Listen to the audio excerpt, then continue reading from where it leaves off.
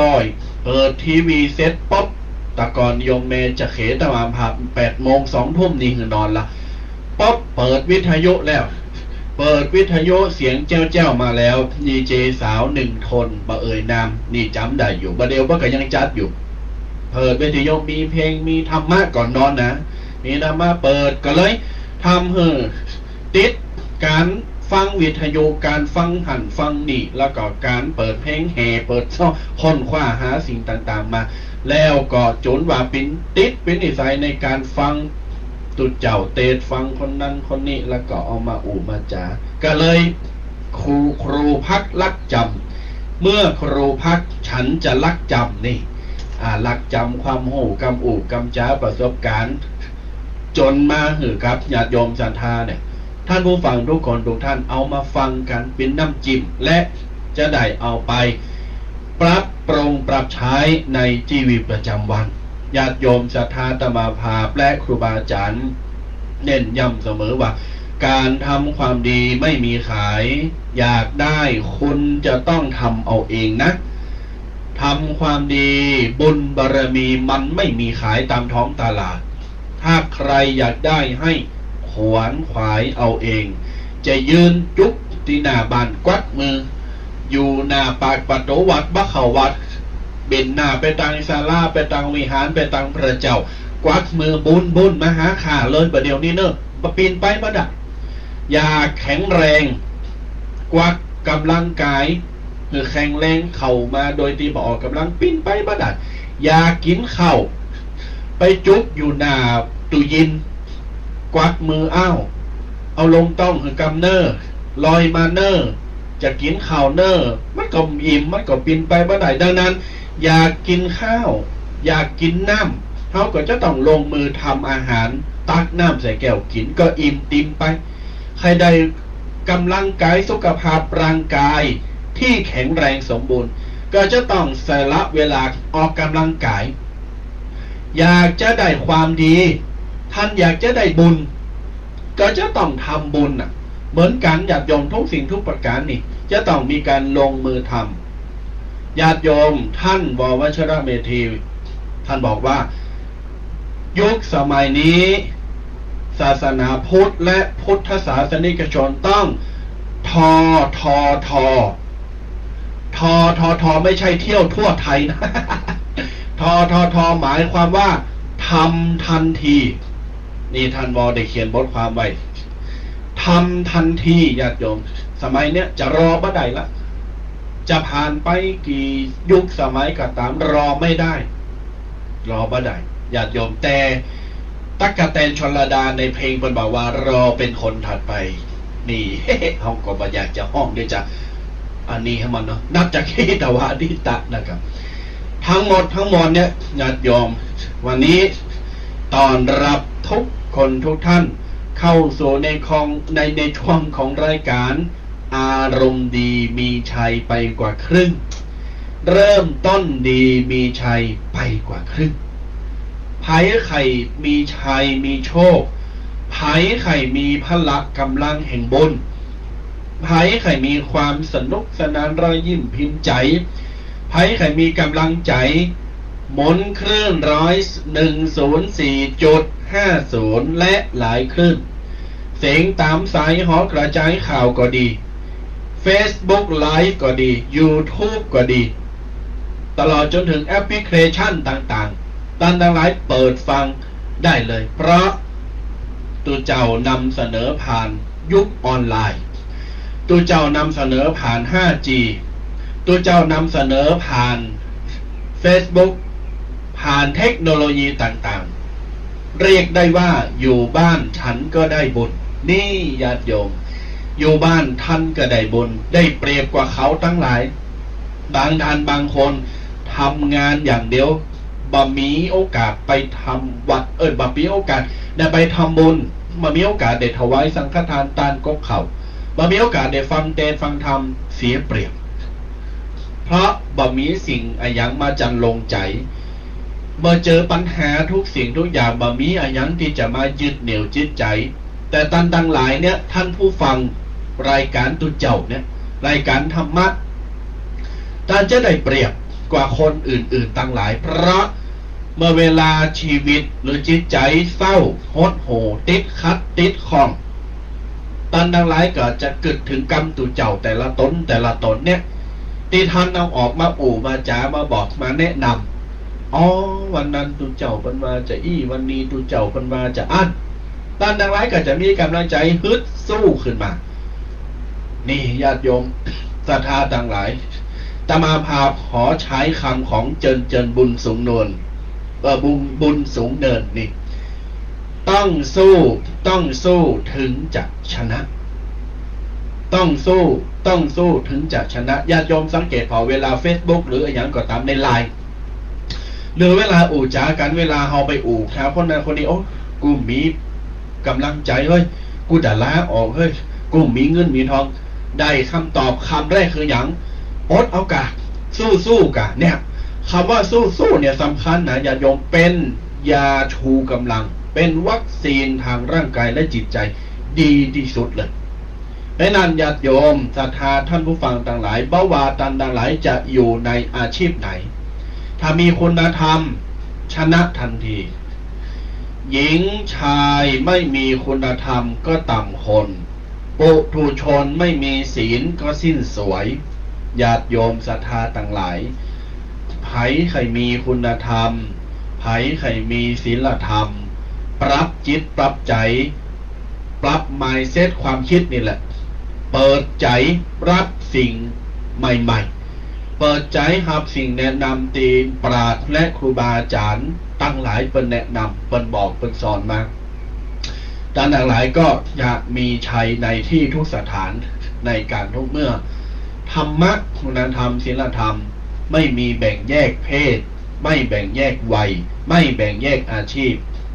แต่ละอาชีพแต่ละอย่างแต่ละธรรมแต่ละการงานที่ทำล้วนแล้วแต่จะต้องประกอบโดยศีลธรรมคุณธรรมอยู่ตลอดเวลาแตกต่างหน้าที่ไปแต่เรามีใจเดียวคือศีลธรรมและความดีครูบาอาจารย์บอกว่า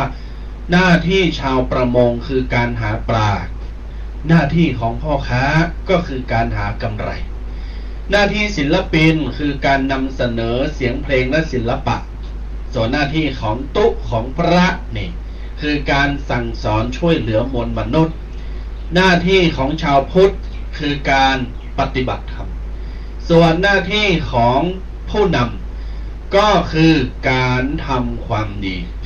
ไผจะเป็นผู้นำในตำแหน่งอย่างต่างๆขาดความดีขาดคุณธรรมต่ำคนญาติโยมศรัทธาทั้งหลายนกไม่มีขนคนไม่มีความรู้ไม่มีความกตัญญูขึ้นสู่ที่สูงไม่ได้จากกลางปีกบินอย่าลืมดินที่เคยเหยียบจากกลางปีกบินอย่าลืมดินที่เคยเหยียบแถมอย่างหนึ่งอย่าทำงานเพื่อหวังรับตำแหน่งแต่จงทำทุกแห่งให้กลายเป็นตำนานอย่าทำงานเพื่อหวังรับตำแหน่งแต่ท่านจงทำทุกแห่งเพื่อให้กลายเป็นตำนานของเราคนจะโจดจานคนจะจดจำไปชั่วทุกชีวิตตราบเฮาตายไปแล้วเหลือกระเทากระดูก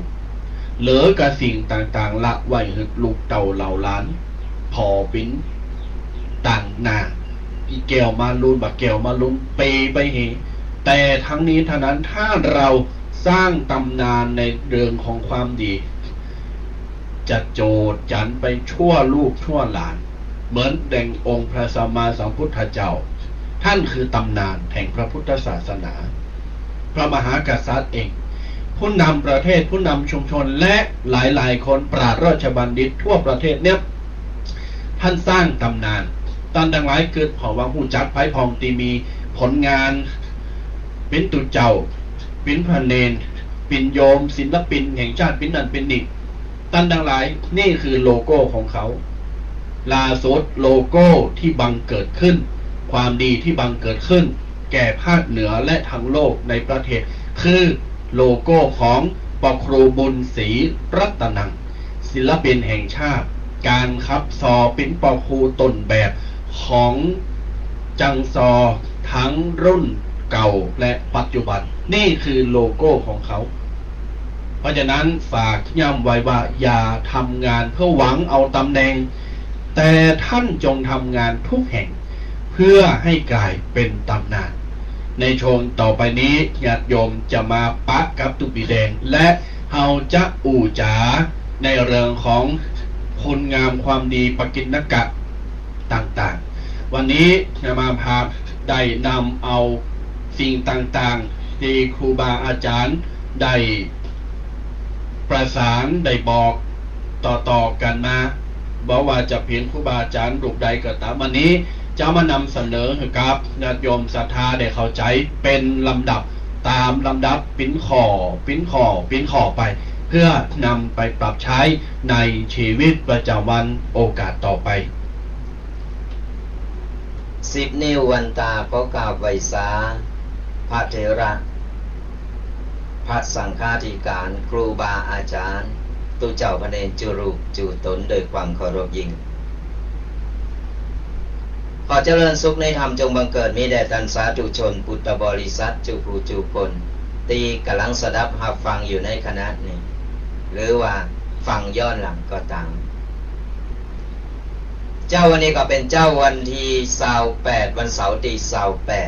28สิงหาคมก็ใกล้จะสิ้นเดือนแล้วนะศรัทธาญาติโยมทั้งหลายก็ได้มาพบปะเจอกันวาทะธรรมกรรมยองตุเจ้ายองป่าสร้างสองรูปสองตนก็จะได้มานำเอาสาระต่างๆนานา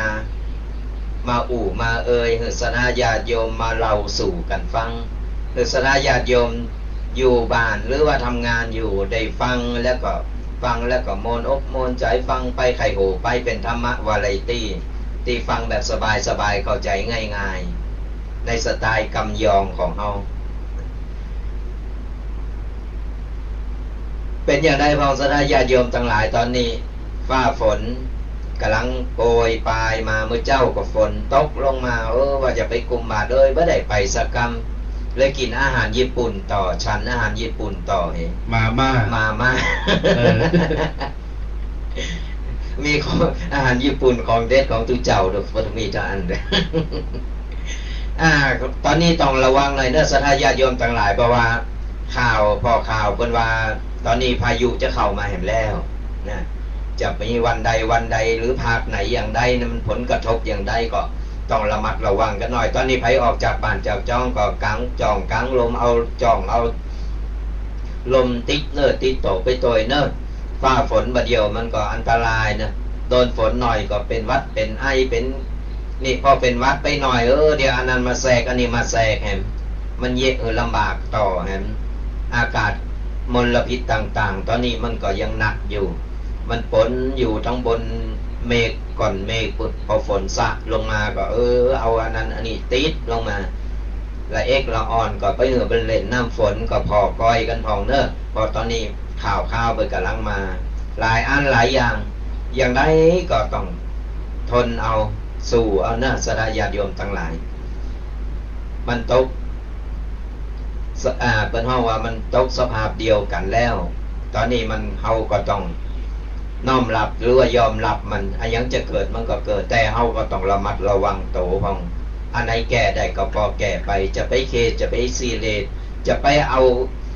เรื่องต่างๆนานามาสุมอยู่ในหัวเรื่องนั้นก็เอามาใส่หัวเรื่องนี้ก็เก็บมาใส่หัว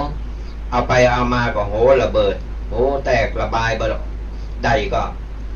คิดไปต่างๆนานาทำไปต่างๆนานาเพราะฉะนั้นแล้วเอาต้องตีลืมไม่ได้ก็คือต้องมีสติอยู่ตลอดเวลาเป็นตัวบ้านตัวเมืองเขาก็เป็น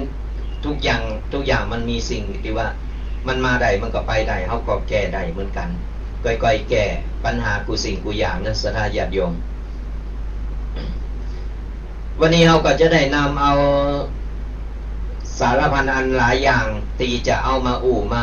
มาเล่าสู่ศรัทธาญาติโยมฟังกันและในช่วงท้ายรายการนี่ก็บัดให้นักเขาก็จะได้เปิดสายหน้าใหม่ศรัทธาญาติโยมเนี่ยได้มามามาแลกเปลี่ยนความคิดเห็นหรือว่ามา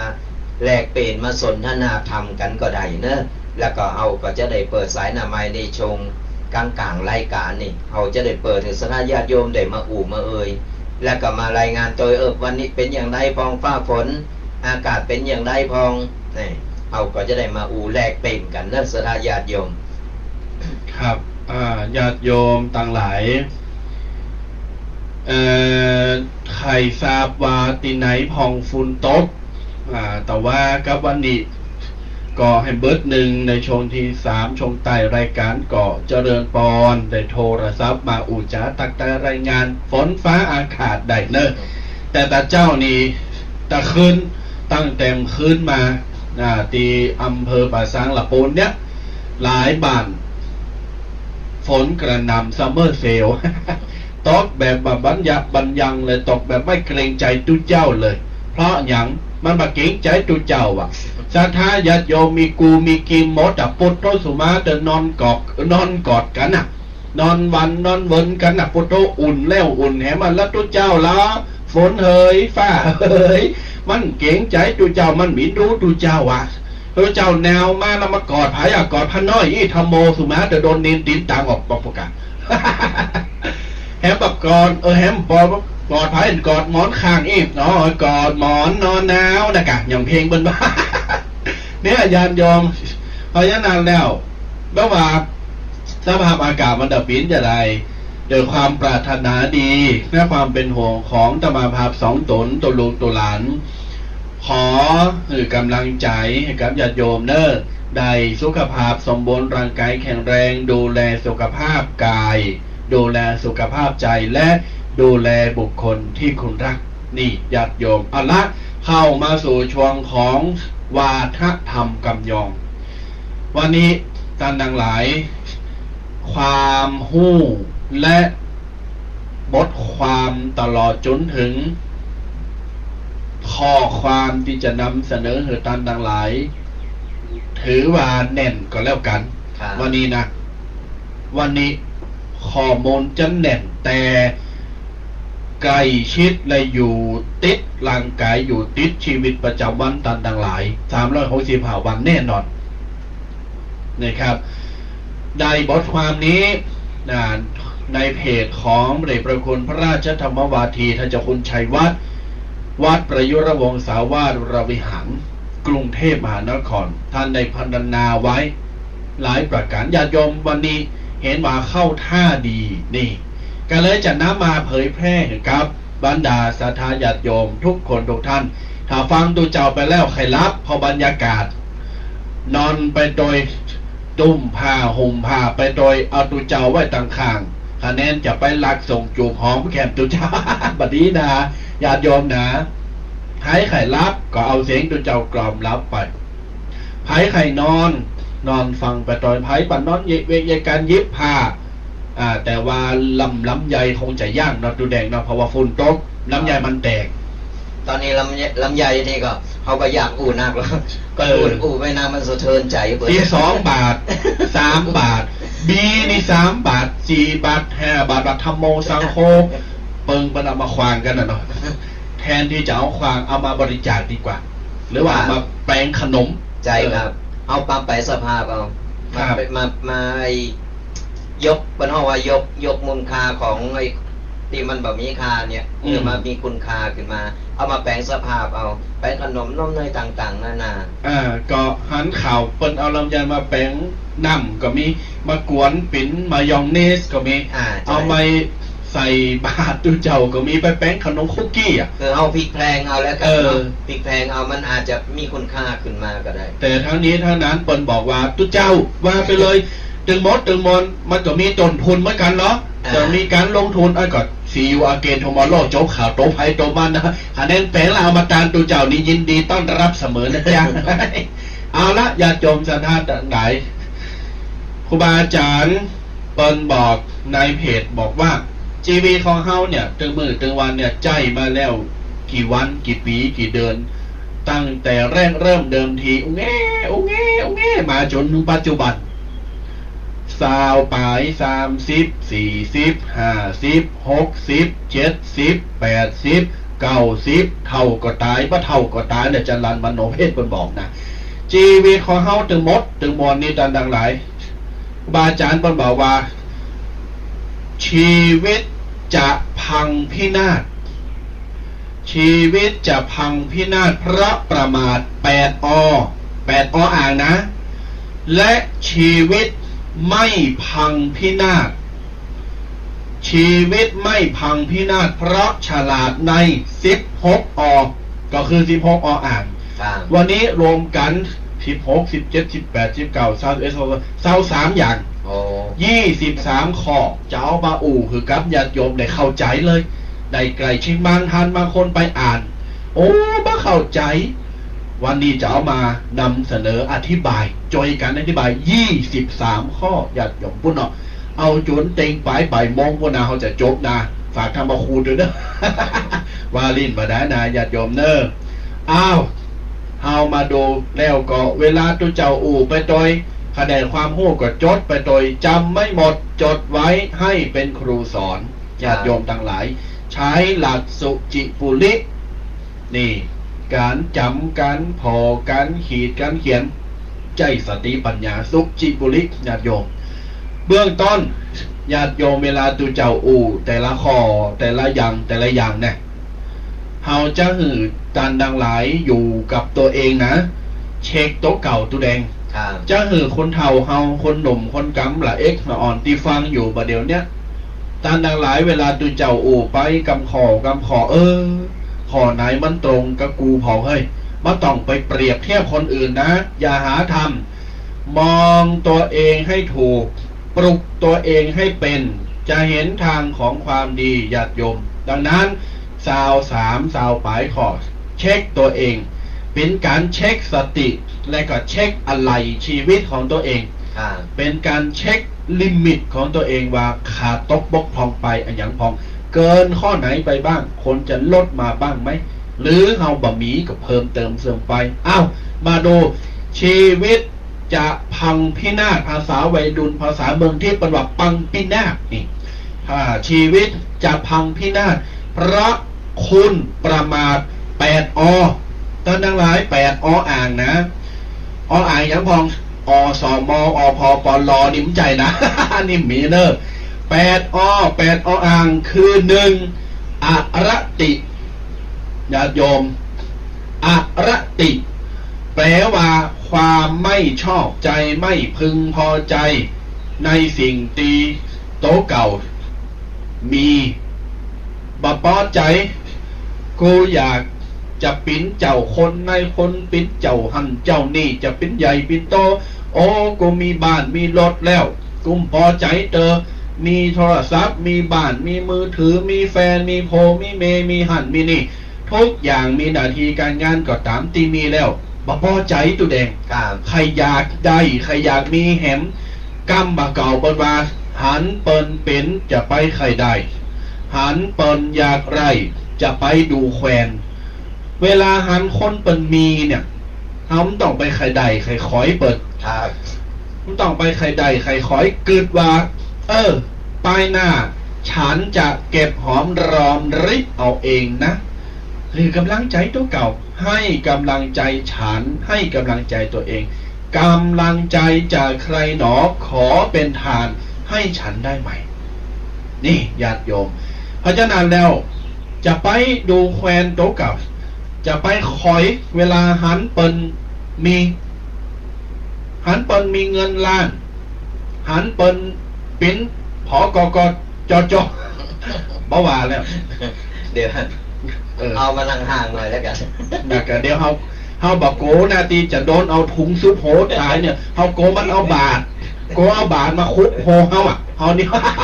อย่าหาทำนะโจนะ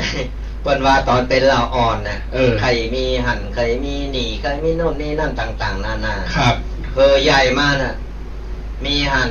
แต่ประอย่างมีหนี มีนี่ตอนบอกไม่มีนี่ไม่มีหน้า อันให้หมด ไม่มีนี่ไม่มีหน้าสังเกตพอทุกคนบนโลกมีนี่หมดเลยไผจะปฏิเสธหรือโทรมาบัดเดี๋ยวนี้เลยไผบ่มีนี่หรือโทรมาเริ่มต้นเขาคงเห็นมีแล้ว มีแล้ว นี่กยศกู้ยืมเพื่อการศึกษานี่มีแล้วนะอย่าเถียงตุ๊เจ้าว่าไม่มีนี่จะเห็นก็จะต้องไปกยศกู้เพื่อการศึกษากู้มาแล้ว2ทำงานมาแล้วโอ้สบายมีเงินเดือนเป็นแสนเป็นล้านแบบนี้นี่มีบัตรเครดิตล่ะพ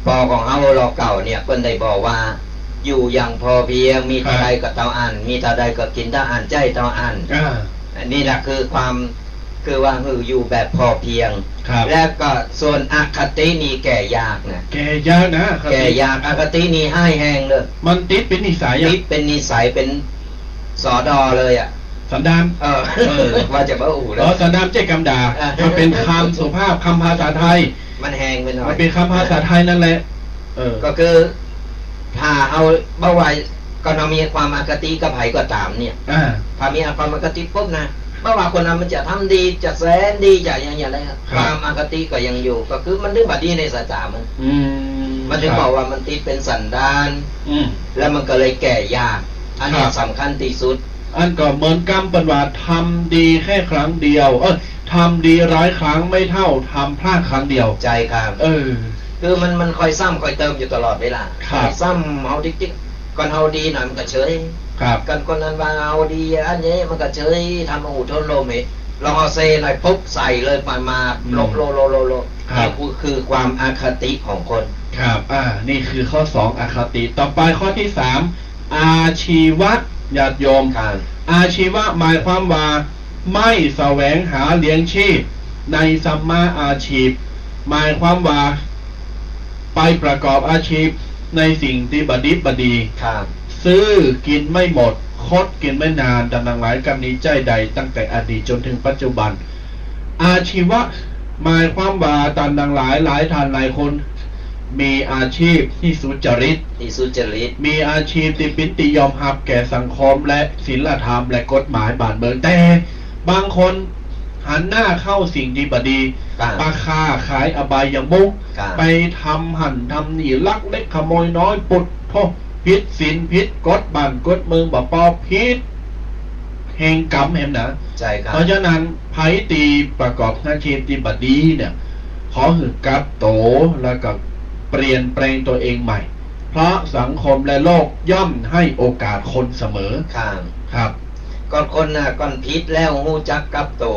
มาเป็นคนปรับปรุงเนี่ยเนี่ยคนจะนิยมหรือว่าชื่นชมสรรเสริญถือว่าเป็นคนดีครับแต่ว่าเป็นคนบดีแล้วบ่ยอมกับโตยิ่งทำบดีต่อไปอันนั้นเนี่ยคือมันติดอย่างที่ว่าคือสันดานคือมันแก้ไขบ่ได้แล้วคือมันยังก็แล้วแต่เวรแต่กรรมมันไปเถอะก็เหมือนว่ายังตีเป็นข่าวลูกติดยาติดนี่ปุ๊บไถกับแม่ขอตั้งกับบอกกับแม่สุดลาตำราสุดท้ายนี่จนอดบ่ได้จะไล่เคยได้ยินไปข่มขืนแม่โดยความเมาด้วยความนี่สุดท้ายมาปอแล้วก็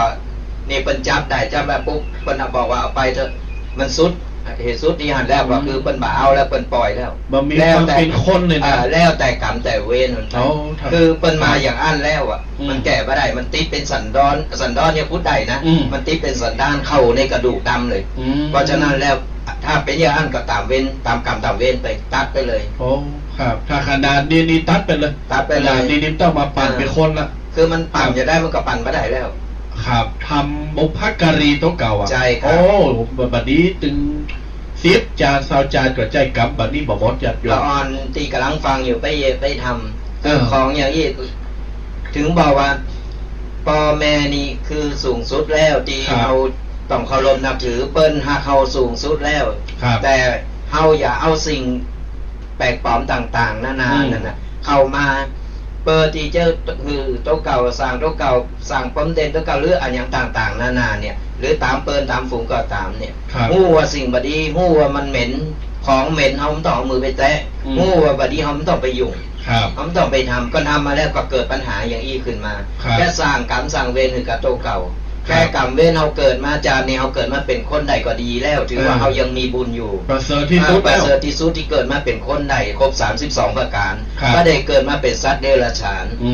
ก่อนสัตว์เป็นสัตว์เดรัจฉานเปิ้นก็ยังมีบุญแต่บุญเปิ้นยังน้อยเลยเกิดเป็นคนเฮาพร้อมแล้วเกิดเป็นคนเปิ้นเฮามาสร้างสมบุญเฮานี่มีพร้อมทุกอย่างมีมือที่จะจกเข้าใส่บาตรที่จะทำมาหากินได้คือกูสิ่งกูอย่างเนี่ย เปิ้นเอาพร้อมแล้วแล้วก็เอาสั่งบุญสั่งกุศลขึ้นไปติ๊ก ครับ ปัจจัยเอามาพร้อมแล้วเอามาสั่งกรรมสั่งเวร แล้วเกิดพอแล้วสั่งกรรมสั่งเวรเป็นติ๊กหมดตกลงไปติ๊กแล้วต่อไปเกิดพอมันต้องนึกหรอกว่าจะเกิดเป็นได้อย่าง ครับอย่างครูบาอาจารย์เปิ้นเคยบอกว่าเทวดาเนี่ยปันเฮามามีครบ32ประการหมด ครับ เปิ้นบอกว่าเทวดานี่นะญาติโยมฟังเด้อเปิ้นปันตาเปอหยังเปอเฮามาผอนในสิ่งดีๆ ครับ เปิ้นปันจมูกหูดังเปิ้นเฮาหายใจชีวิตเปิ้นที่จะทำความดี ครับ เฮาสูดดมสิ่งที่หอมละในสิ่งที่เหม็นเปิ้นปันปากเปิ้นที่จะ2ประการคือเกี้ยวในสิ่งที่ลำที่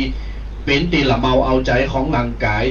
เพิ่มพูนพละกำลังประการที่2เปิ้นปันปากมาเปิ้นอู่ในสิ่งที่ดี ครับ เปิ้นปันหูมาฟังในสิ่งที่ดีเทวดาบอกปอนะเปิ้นปันมือ2ข้างเดียวเปิ้นปันเพื่อจะทำสิ่งดีอย่างกำอย่างบ่ได้แล้วต้องทำสิ่งดี2มือได้หนักเลยเปิ้นปันขาปันแข่งเปิ้นเตวไปหาในสิ่งดี ครับ ๆปลายบ่ปอเปิ้นปันสมองมาเฮาคิดในสิ่งที่ดีปันจิตใจหรือเป็นคนดีกึดดีเป็นสิ่งที่ประเสริฐ ครับ ปันชีวิตเลิศเนอเจอไขมาเพื่อให้เราเป็นคนดีที่สมบูรณ์แบบ ใจครับ นี่ปังปุริเย่ที่ญาติโยมศรัทธาต่างหลาย เพราะฉะนั้นแล้วโอเคนัมเบอร์วันนะน้องนะนี่ ภาษาเมืองทิพย์นี่คือข้อที่3อาชีวะ ต่อไปข้อที่4อโคจรโอ้อโคจรนี่ตันอะไรเคยได้ยินเนาะจะไปติอโคจรนะบัดนี้นะนี่แปลว่าอย่างคำว่าอโคจรหมายความว่าคนนั้นน่ะหมู่นั้นน่ะชอบไปในสถานที่มีอบายมุข ใจครับ เตวเข้าไปนี่ท่านทั้งหลายตะกี้บอกว่าเทวดาปันหัวเข่าปันแข่งปันขาเขาเตวไปในสายทางที่ดี แต่บางประเภทบางคนบางกลุ่มบางคณะเอาแข่งเอาขาเอาหัวเข่าเตวไปเข้าไปในสิ่งที่อโคจรสิ่งอบายชิบหายหายนะบัดนี้ญาติโยมอย่าหาทำเตวเข้าวัดจะไปเตวเข้าคุกเข้าคอเตวเข้าวัดจะไปเตวเข้าไปฮ่องกงบัดนี้จะไปเตวหาอบายจะไปเตวหาสอบหาในสิ่งที่บัดดี เพราะฉะนั้นแล้วนี่คือข้อ4อโคจรเนี่ยญาติโยมข้อที่5อวิชชานี่ท่านทั้งหลายก็เคยได้ยินละอวิชชาหมายความว่าใจปัญญาแสวงหาในสิ่งที่บัดดีอ่ะ ในสิ่งที่บดี เรียนรู้ในสิ่งที่บัดดีเอาไปใจ ครับ ดังเช่นว่าไปงัดแงะขโมยเปิ้นอ่ะไปบุกชิงราข่าฟันไปตีไปเตะไปต่อยไปก่อเริงสร้างความเดือดร้อนห้อนใจหรือกับเปิ้นเอาวิชาไปทำในสิ่งที่เป็นสิ่งที่คดโกงบัดดีแต่อะไรอย่าหาทำ ครับ เพราะฉะนั้นความโหความสามารถเขามีขนาดไหนจงทำในสิ่งที่ดีทำในสิ่งที่พ่อแม่ภูมิใจทำในสิ่งที่โต๊ะเก่าเขาภูมิใจทำในสิ่งที่ลูกหลานไผมีลูกมีหลานหรือลูกหลานภูมิใจทำในสิ่งที่ปู่ย่าตายายครูบาอาจารย์เปิ้นภูมิใจและเปิ้นเฝ้าพอเขานี่คือการใช้วิชาความรู้ติบดีอย่าหาทำข้อที่6อจินไตยนี่ก็สำคัญญาติโยมอจินไตยแปลว่ามีสมองแต่ไม่รู้จักคิดข้อนี้ให้ตู้แดงอธิบาย ครับ มีสมองไม่รู้จักคิดใจอันนี้อธิบายจะด่าตู้ ใจ แดงนะ จี้มันเอาเพลงกัน อธิบายว่าจะได้คือญาติโยมฟังมีสมองแต่ไม่รู้จักคืออย่าง คือคนเฮานี่สถาญาติโยมทั้งหลายสมองมันมีเหมือนกันกูคน ครับ จะหนักจะน้อยจะอย่างไรก็ตาม แต่ว่าเฮาใจสมองในเมืองเฮาเห็นมันสมองนี่มันเหมือนเป็นเฮาว่าเมมโมรี่ที่ว่าคอยจดจำสิ่งต่างๆนานาแฮมซีกนึงคอยสั่งงานคอยที่ว่าใจสมองเฮาคิดแล้วก็การกรองออกมาเป็นความคิด แล้วก็สั่งมาให้เฮาได้กระทำในสิ่งต่างๆนานาเนี่ยในเมื่อเฮาใจสมองเปิ้นเฮาว่าใจโซนไหนคิดโซนมาเฮาจะได้ยินคำนี้ใจโซนสมองโซนไหนซีกไหนคิดก็คือคนเฮาเนี่ยมีมันสมองแล้วเฮาได้เห็นรูปกูสิ่งกูอย่างต่างๆนานาแล้วเฮามีความรู้ความจำต่างๆนานาในสมองเฮาใจในต่างตีดี เฮาแล้วก็กันกล้องแอมซีอีกหนึ่งจะกันกล้องออกมาเป็นความคิดนี่คือเฮาเนี่ยได้คิดได้ตึกแล้วก็กันกล้องเรียบร้อยเสร็จเฮาก็เอามาในส่วนของการกระทำสั่งงานในการกระทำแต่ทำในสิ่งดีๆอย่างตีว่าก็คือเปิ้นหือมาแล้วเนี่ยครบหมดกูสิ่งกูอย่าง32ประการเนี่ยกูสอนมันมีผลงานหรือว่ามีความสำคัญของมันในโตกูสิ่งกูอย่างว่าจะเป็นมือสมองปากหูตาอย่างP2PKเปิ้นว่าตาเพิ่นก็มีไว้พอๆในสิ่งดีๆสมองเอาได้รับรู้เอาได้ไปเห็นรู้มาต่างๆนั่นน่ะเพราะว่าจะเป็นสายอาชีพสายการเฮ็ดหรืออย่างต่างๆนั่นน่ะเอาเมมโมรี่เนี่ยมันจะอยู่ในสมองเฮาเรียบร้อยปุ๊บแล้วสิ่งมันจะคอยกันกล้องแล้วก็สั่งงานเนี่ยเฮาต้องใจสมองในโซนนี้มันจะมีเลิศไปหล่อเร่งเนี่ยสินเสเลิศน้อยๆไปหล่อเร่งสมองเนี่ยคือเฮาเนี่ยกันกล้องใจความคิดแล้วเฮาก็สั่งการลงมาใจความคิดสั่งการลงมาเป็นการกระทำในสิ่งดีๆกึดก่อนเพิ่นฮ้องว่าคิดก่อนแล้วก็พูดแล้วก็ทำคิดในสิ่งดีๆพูดในสิ่งดีๆและทำในสิ่งดีๆครับท่านทั้งหลายตัวมีแรงก็ได้ยินคำนี้ก่อนสมองหมาปัญญาควายใช่ถ้าให้โดนด่ากำนี้มาตึงสุดตีอ่ะบ้านเฮาคนเฒ่าเป็นว่าปดท่อกำด่ากำนี้ถึงเสียงขี้ละอย่าสมาเด้อไผโดนด่านะว่าสมองหมาปัญญาควายจังดังหลายตัวมีแรงกำนี้คือปัญญาด่าอ่านสมองหมาปัญญาควายเป็นความเปรียบเทียบเป็นเปรียบเทียบว่าสมองหมาปัญญาควายแต่สมัยเดียวนี้หมามันฉลาดกว่าคนก็มีนะก่อนถึงวันนี้ก็มีการเปิดขายแอปออกแอร์หรือว่าแอปออกแอร์แอปออกก้อนเปิดเอาสมองหมูสมองงัวมาแฮมเข่าแฮมของกินก็ยังได้สมองคนลองเอามาหรอใครจะเอามาเอาสมองคุณนี่เพราะฉะนั้นแล้วจินไตตันดังหลายควรติจะเอาความรู้วิชามาใจในคิดเอาสมองมาคิดในสิ่งดีๆนี่ต่อไปข้อที่7อนิจจังข้อนี้ไกลโตคำว่าอนิจจังปอนบอกว่าบางคนเนี่ยหลงกึดว่าชีวิตของกูเนี่ยจะต้องอยู่เป็น100 ปี200กูจะอยู่กำฟ้ากูจะเอาหมดตึงเงินตึงทองโผเมกุมสนจะเอาบ้านเอารถกูจะเอาตำแหน่งหน้าที่การงานมาหมดทุกอย่างต้องเป็นของกูเกิดว่าชีวิตฉันเนี่ยจะต้องอยู่กำฟ้าชีวิตบัดตายชีวิตจะอยู่ให้มึนอยู่อย่าหาคิดตันหลายบัดนี้บางคนก็เกิดว่ากูมีบ้านแล้วจะเอาบ้านที่2บ้านที่3แถมมีโทรศัพท์มีรถมีหันมีหนีหน้าที่การงานแล้วมีรถเสาเก่ากันไงโอ้ยพอแล้วพ่ออู๋ละพวกแต่ต่างประเทศพวกเนี้ยพวกบอกว่ามี1บดีเอา2ขี่เรือน้ำนองซ้อน2จังลบมี1บดีเอา2ขี่เรือน้ำนองซ้อน2จังลมเป็นห้องเป็นข่าวเป็นเคอเลยโมมี1แล้วแม่แหม2ครับขี่เรือน้ำนองซ้อน2จังลมนี่เอาไปข่าว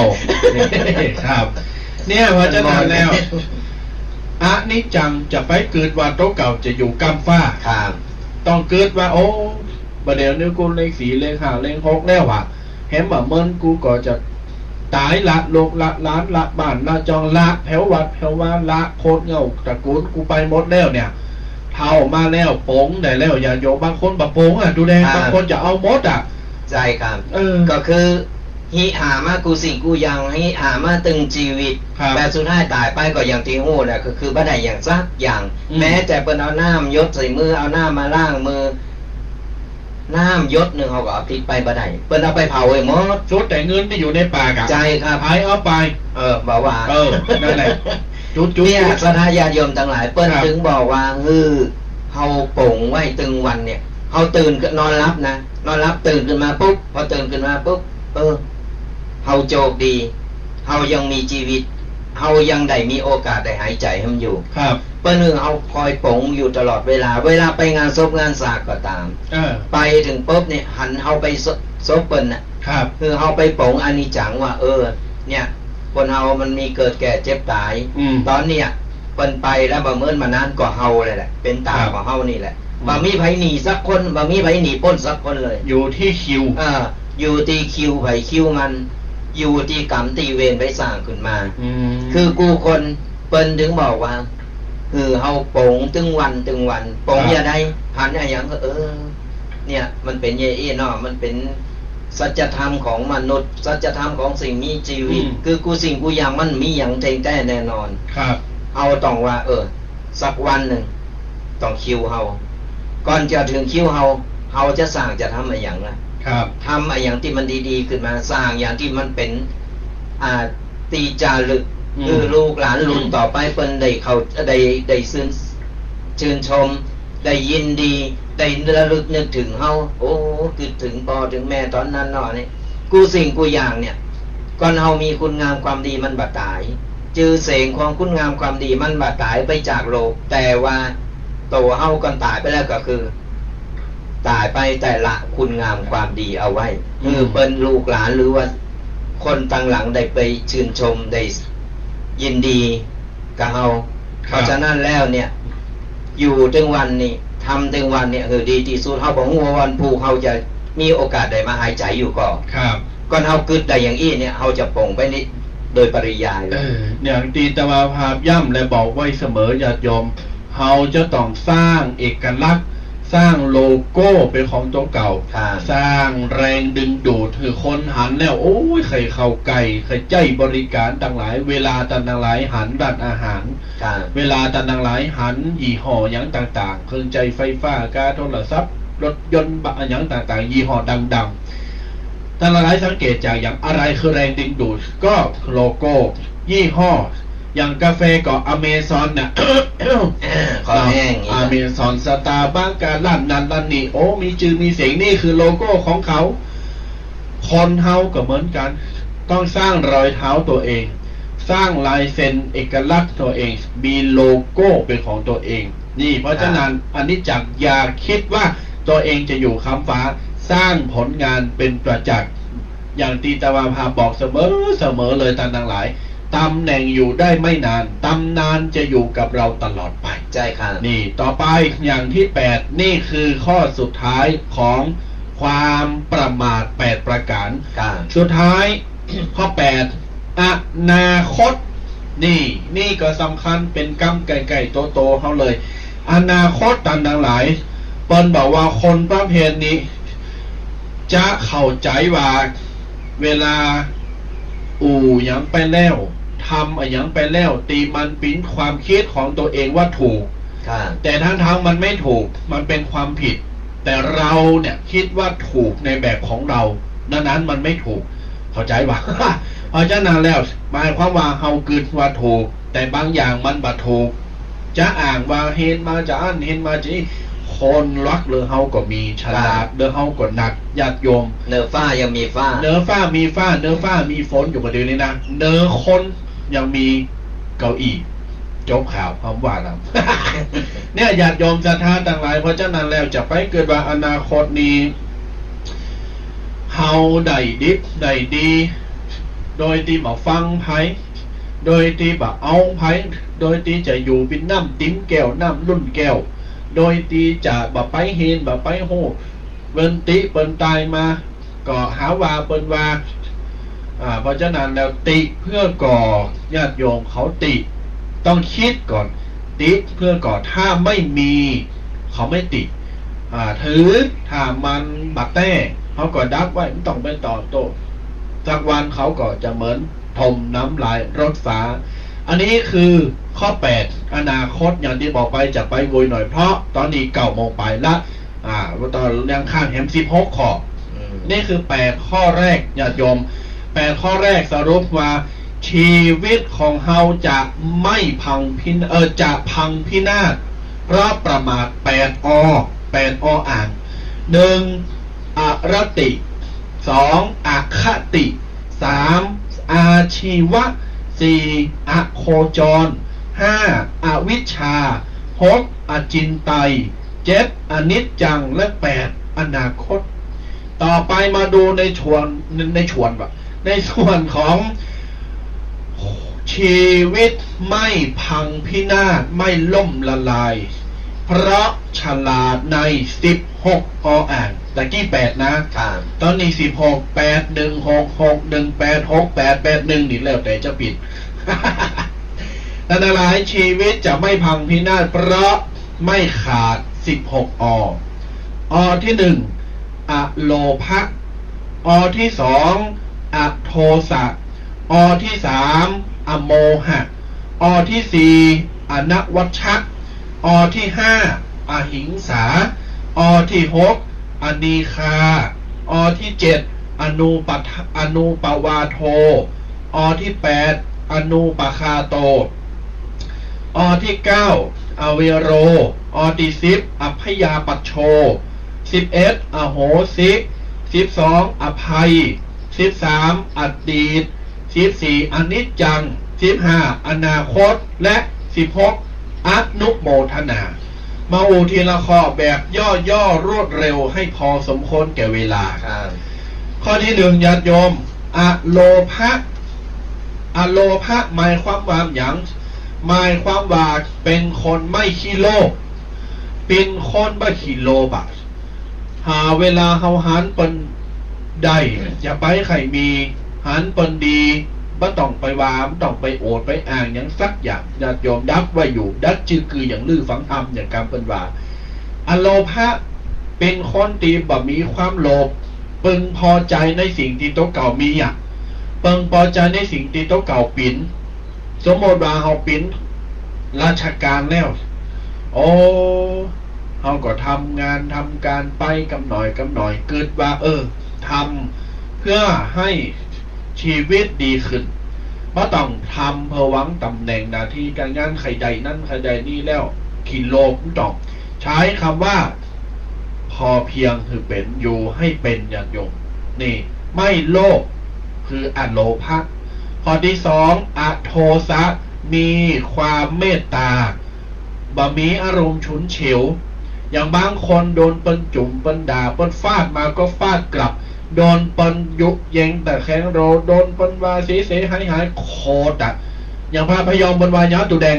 โกรธคือโง่โมโหคือบ้าไม่โกรธดีกว่าฉันจะได้ไม่บ้าและไม่โง่นี่ญาติโยมข้อที่2นี่คืออโทสะนะบ่มีความโกรธมีความเมตตา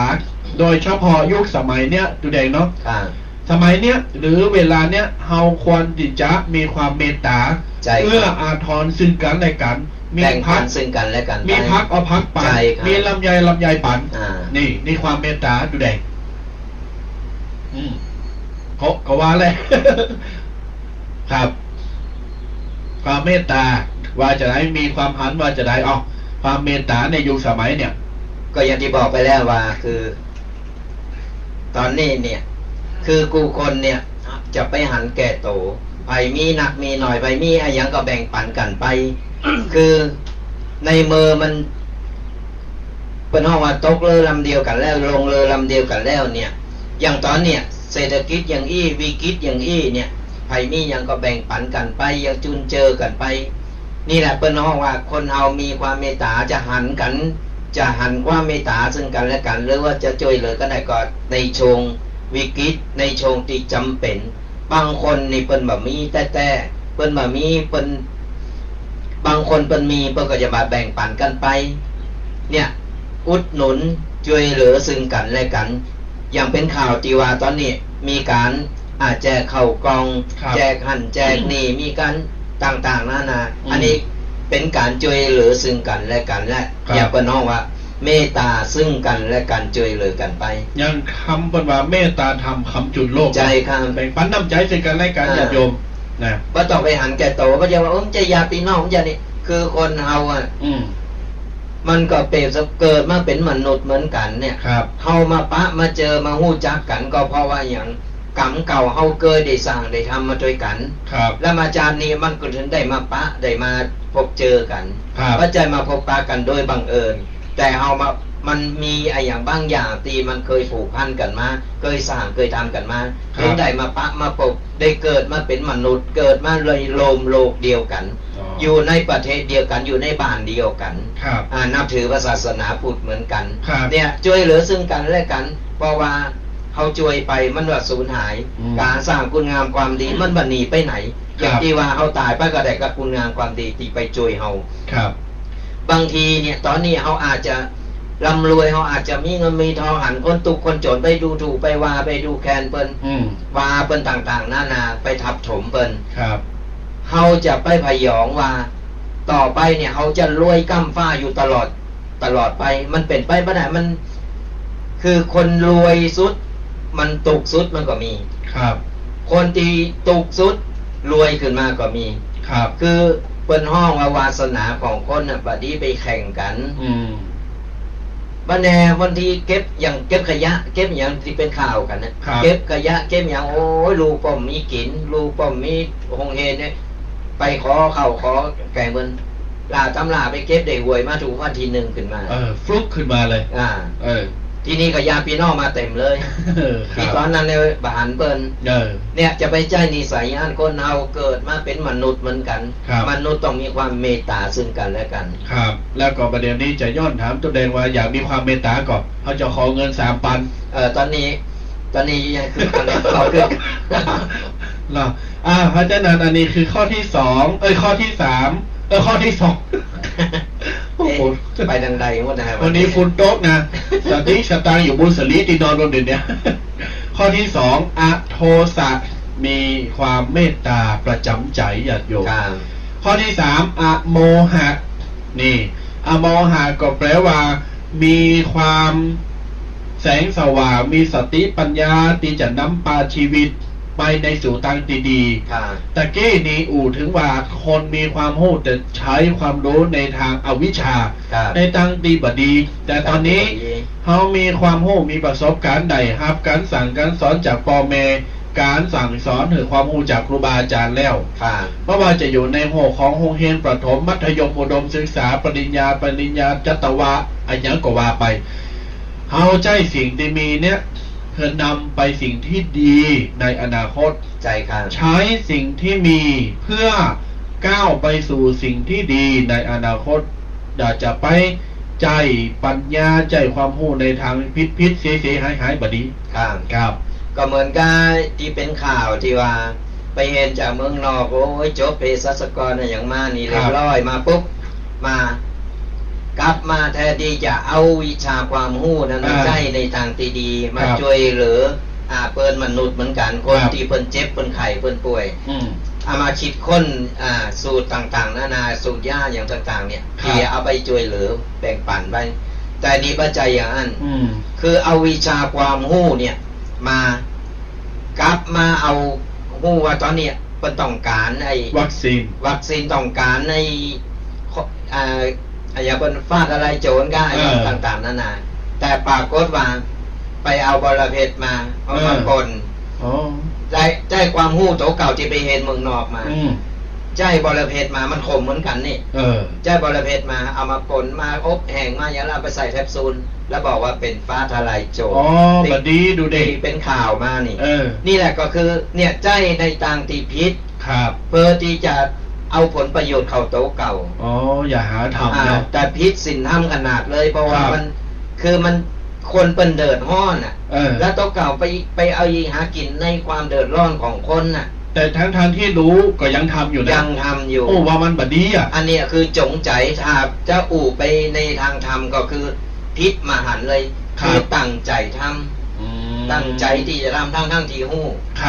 นี่คือถ้าตายไปก่อนมันต้องถึงว่าจะไปไหนไปสวรรค์อย่างเดียวกันไปสวรรค์เราบอกลงมาก็จะถีบลงมาเลยกันเนาะนะครับอันนี้อย่าหาทำอย่าโยมนี่คือข้อที่3อโมหะนี่นำความโหดสติปัญญาใจในทางดีๆคือเกิดสิ่งที่ดีในอนาคตในชีวิตจะเลื่องลุ่งเรืองข้อที่4ไปโวยหน่อยอนวัชชะหมายความว่าเลิกทำงานเลือกแสวงหาและเลือกไปหนทางที่ซื่อบริสุทธิ์เลิกเตียวตังดีๆอย่างญาติโยมตึงมือตึงวันเนี้ยไปเข้าวัดเข้าวาไปจอยเลอไปจอยเบอว่ะไปจอยเลอสังคมไปปันน้ำใจ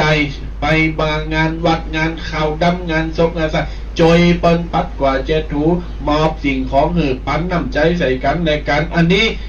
เข้าในสิ่งที่ดีบางคนบอ่านบางคนเตวไปในสิ่งที่บดีไม่ซื่อสัตย์ไม่สุจริตนี่อย่าหาทำนี่ไปไว้หน่อยนะญาติโยมเพราะว่ามันเก่าโมงไปแล้วเดี๋ยวจะหับสายบัดเต็ม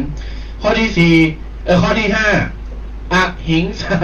วันนี้หลงลืมหน่อยวันนี้นะสมาอภัยญาติโยมเด้อข้อที่ห้าโทรมาละเดี๋ยวตัดสายก่อนไม่รับ3098ก็เดี๋ยวโทรมาแฮมกามเนอร์ขออนุญาตตัดสายก่อนยังไม่ถึงช่วงหน้าใหม่เนาะข้อที่5อหิงสาญาติโยมอหิงสาแปลว่า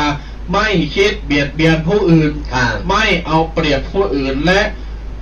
บัดใจความหู้ไปเบียดเบียนคนอื่นเหมือนหมอพยาบาลแต่แก่อย่าหาทำเด็ดขาดใช้ความรู้ความคิดความสามารถใจศีลใจธรรมอยู่กับคนคือใดอยู่กับคนคือเป็นหักษาศีลห้านะดีที่สุดแล้วอย่ายงบ่ไปเบียดเบียนไปบ่ไปทำได้จิตใจแหละไผอันนี้บนโทรมา2 รอบขออนุญาตหับสายก่อนนอบนไว้เจริญพรจ่าตูยมวันนี้สัญญาณตังโยมนี่ชัดกว่าวันเนี้ยฮะ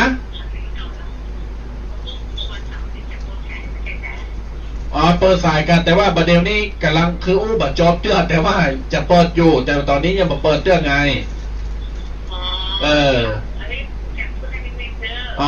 พุทธนิมิตเนาะสัญญาณวันนี้ชัดเนาะพุทธนิมิตอันกระเดียวก็โทรมาเห็นรอบเนาะม่วนกระเดียวก็ม่วนเนาะละญาติโยมเนี่ยบอกแล้วจะอุบวยหน่อยนะวันนี้มันเนื้อหามันหนักนะวันนี้นะจ้ามาญาติโยมเนี่ยติ้มกันอ่ะหิงสาไม่เบียดเบียนผู้อื่นญาติโยมข้อ6อันนี้ฆ่าไม่ทรมานไม่ขู่ฆ่าข่มเข็นบ่ไปทำไรบ่เอาถุงดำ6 จั่น3 จั่นไปมัดคอไผ่ข้อที่7อนุปวาโทไม่โจมตีไม่ใส่ร้ายป้ายสีใครมาทำคือผู้อื่นเสียใจมาทำคือผู้อื่นเดือดร้อนห้อนใจข้อที่8อนุปคาโตบ่ไปยำยีบ่ไปบีทาเปินหันเปินเจ็บห้อนไม่ตุกละกำลำบากไปถมน้ำลายใส่เปินไปตีเปินไปตอกย่ำซ้ำเติมเปินนี่บดีอย่าหาทำนี่คืออนุปคาโตต่อไปข้อที่9อเวโรนี่ญาติโยมจะได้ยินในคำแผ่เมตตาอเวโรแปลว่าไม่อาฆาตพยาบาทบ่จ้องเวรไผไม่ผูกมัดผูกเวรไผนี่ข้อ10อภยาปโชไม่เบียดเบียนบ่ไปกระแทกแดกดันเขาบ่ไปทำหือเปิ้นตกละกรรมลำบากข้อที่11อโหสิหมายความว่าหัดพูดว่าไม่เป็นไร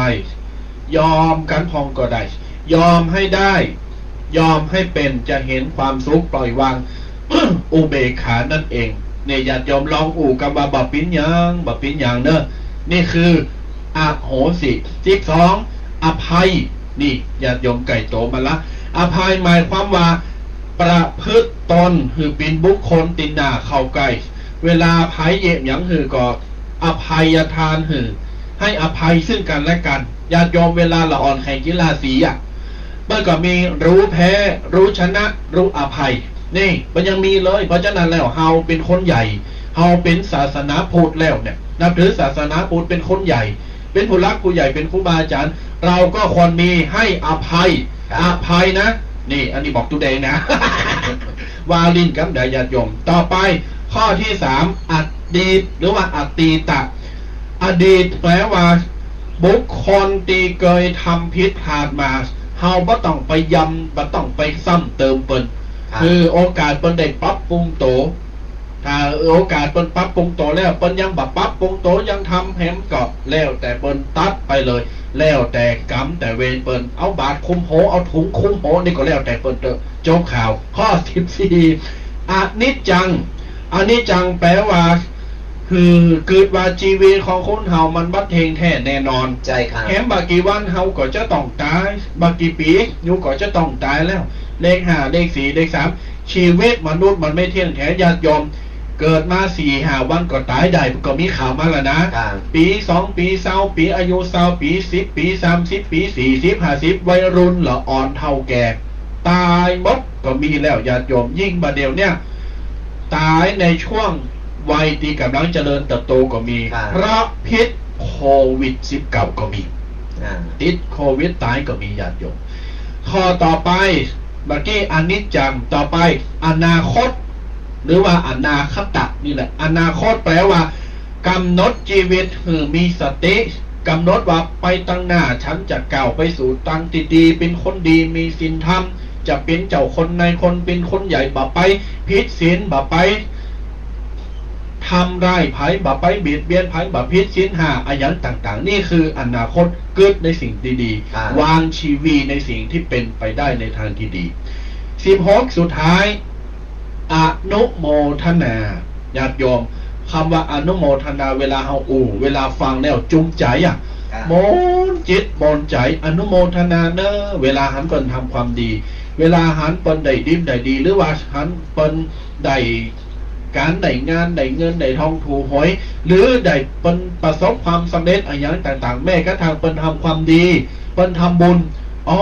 สาธุอนุโมทนาเนอะอนุโมทนาด้วยเนอะเฮาก็ได้ความจุมเย็นเปิ้นก็ได้ดีใจได้บุญแล้วทั้งหมด16ประการญาติโยมไปอย่างไวฟัด8ฟัด10เลยนะประเดี๋ยวนี้นะเปิดดีจากกำหนดเวลาของมันตัน16ประการรวมตะกี้8ประการเป็น22-23ประการฝากกับญาติโยมศรัทธาท่านผู้ฟังโยมปอโยมแม่อันเป็นติหักของลูกของหลานของตมาภาพเขาตั้งหลายตัวได้เกิดได้เอาไปปรับไปใจในชีวิตประจำวันเพื่อให้เกิดความสุขเพื่อให้เกิดความสำเร็จในวันทางหน้าเอาละญาติโยม ไปเสียงแห่ไปคอแห้งไปนี่กระเดียวก็จะมสอย่างหนักการนกกันปากจางหนักการนกอย่างนั้นบอกว่าจังอเมนะครับ เนี่ยเพราะฉะนั้นแล้วญาติโยมอันนี้ลิ้นกันนะญาติโยมเขาคงจะงงฮบดูเจ้านี่มันอย่างกันไอ้เนาะว่าลิ้นกันนะกะเมื่อทั้งญาติโยมบ้างงอมบางเหงาใครเขตบางทันบางคนก็อีเมย์บอกเป็นพี่บ้าก็ย้อนดูเจ้าหมดเนี้ยตายเมย์ไข่โหเขียวฟักปอมปนลุดหมด ญาติโยมจึงมดประการอีกฝากกับญาติโยมเนอะเอาไปกึดไปปั๊บไปใจในชีวิตประจำวันช่วงท้ายของรายการฝากกับญาติโยมได้โทรศัพท์โทรมามาจากันปรึกษาหารือกันหรือรายงานตัวแสดงตัวตนว่าท่านอยู่ที่ไหนฟังอยู่บ้านไหนเจงใหม่หลับโปนาป่าสร้างการหรือที่ไหนก็ตามสัญญาณวันนี้ปิ้นจะได้พองเพราะตาเจ้าฝุ่นตกสัญญาณอินเทอร์เน็ตการฟังจาก Facebook ฟังจากวิทยุสัญญาณปิ้นจะได้พองฟังแล้วหู้เลิงบ่หู้เลิงวันนี้แล้วโมนบ่โมนฟังเข่าหูบ่เข่าหูเข้าใจบ่เข้าใจกูอ่านปัญญาแลกเปลี่ยนเห็นหู้กันได้หมดโดยแสดงความคิดหันกันเนอะในเบอร์โทรศัพท์ดังต่อไปนี้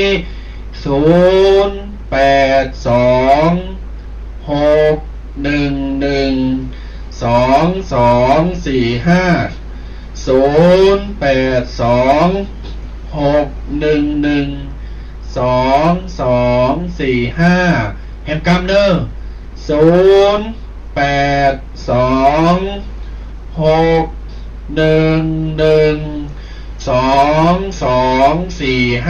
อ้าวโทรมาได้แล้วเนอะญาติโยมเนอ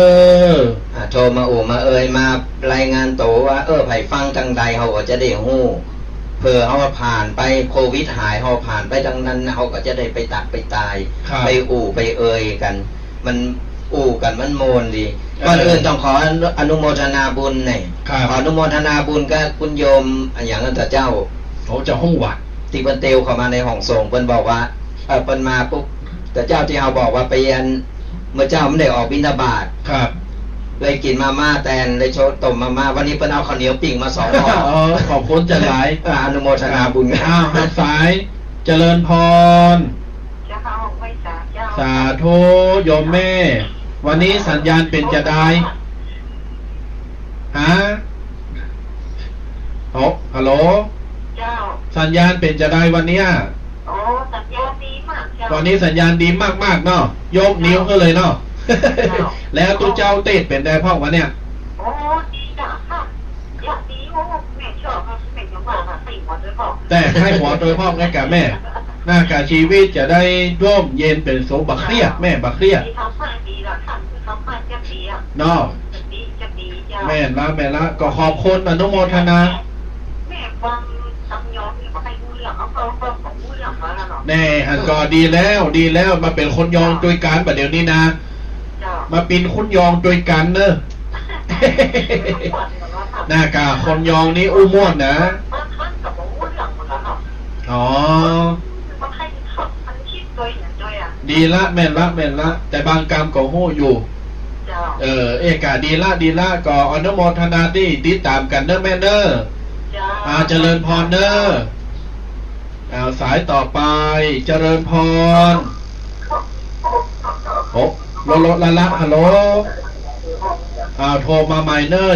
7613โทรมาใหม่เอาเลยญาติโยมเนอะ9:30 นาทีเจริญพรต้อนรับญาติโยมทุกเสียงทุกสายรายการวาทธรรมกำยองเช้าวันเสาร์นี้ตมาพาตุปีเคกับตุปีแดงจะรับสายอู่จ๋ากับญาติโยมศรัทธาเนอร์06อย่างก็0826112245 โ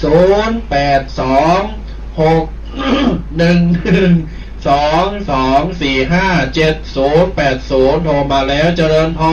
รฮัลโหลโยมฟังจากทางไหนหลังมอแม่โจ้สันทรายเนาะวันนี้สัญญาณจากสันทรายชัดก็ชัดแจ๋วแววเนาะวันนี้โยมแม่ฟังแล้วเข้าใจเป็นจะได้พ้องม่วนก็เนาะฟังกับไปเมินเนาะโยมเนาะอันนี้ก็ตอบมาได้แต่มามีโควิดก็ไปได้แล้วแม่ แต่ย้านเดี๋ยวรอแหมสักวันก็มาหากันเนาะคนวางไปละก็เจริญพรเนอะเจริญพรมาแล้ววันนี้โยมแม่หาแม่นละเย็นดีประเดี๋ยวนี้แดดออกละฝนตกแดดออกดอกกระจอกจะออกจากลำนะกันวันนี้ฟังแล้วเข้าใจดีก็โยมแม่เข้าใจดีค่ะวันนี้เป็นติดข้อนิดหน่อยตรงเจ้ากับตามนั้นเจ้าอย่างข้อตามนี้นะคะชีวิตที่ทางก็ไม่ทำนั่นน่ะ8 ข้อกำแรกนะกะจะได้ที่สุดที่ข้อนะเจ้าจดถึงข้อไหนละข้อที่6ค่ะข้อที่6ก็เดียวก่อนแม่ประเดี๋ยวนี้ข้อที่1เป็นอย่างข้อที่1อารมณ์ภาพอาโซฟาอามุหะอาวินักวัชชะแล้วก็อาหิงสาข้อที่6ไหมค่ะข้อที่แม่จะเอาดึงซิด6ข้อเลยกะประเดี๋ยวเนี่ยใช่ค่ะข้อที่6เฉพาะข้อที่6เฉพาะข้อที่6กะข้อที่6นี่เป็นอนีคาเหมือนกำแพงเมตตาอนีคาโหตุนั่นน่ะข้อที่6อนีคาข้อที่7อนูปวาโท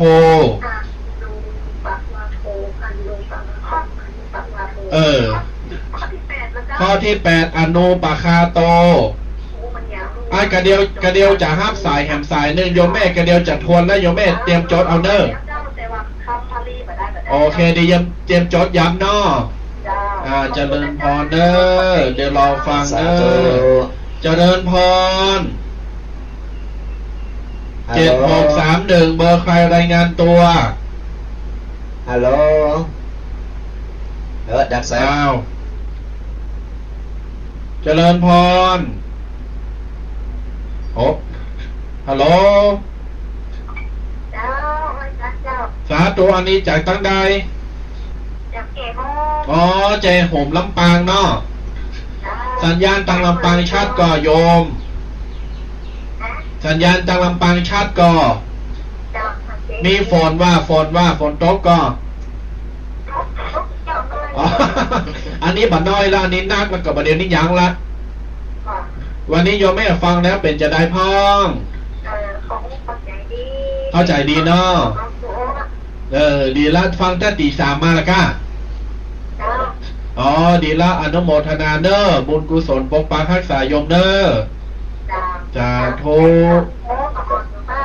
อ๋อแม่ละอ้าวบุญทักษะเจริญปอนเด้อสาธุอ้าวญาติโยมศรัทธาต่างหลายกันเดียวโยมแม่จดเนอะตีเปินโทรมาตะกี้นะหลังมอนะจะโทนย่ำรัวแฮมกำหนึ่งกำบาลีเนอะตะกี้บอกว่าข้อที่8อนูปะคาโตข้อที่9อเวโรข้อที่9อเวโร10อัพพยาปัชโช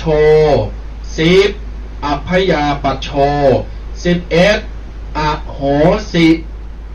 11อโหสิ12อภัย12อภัย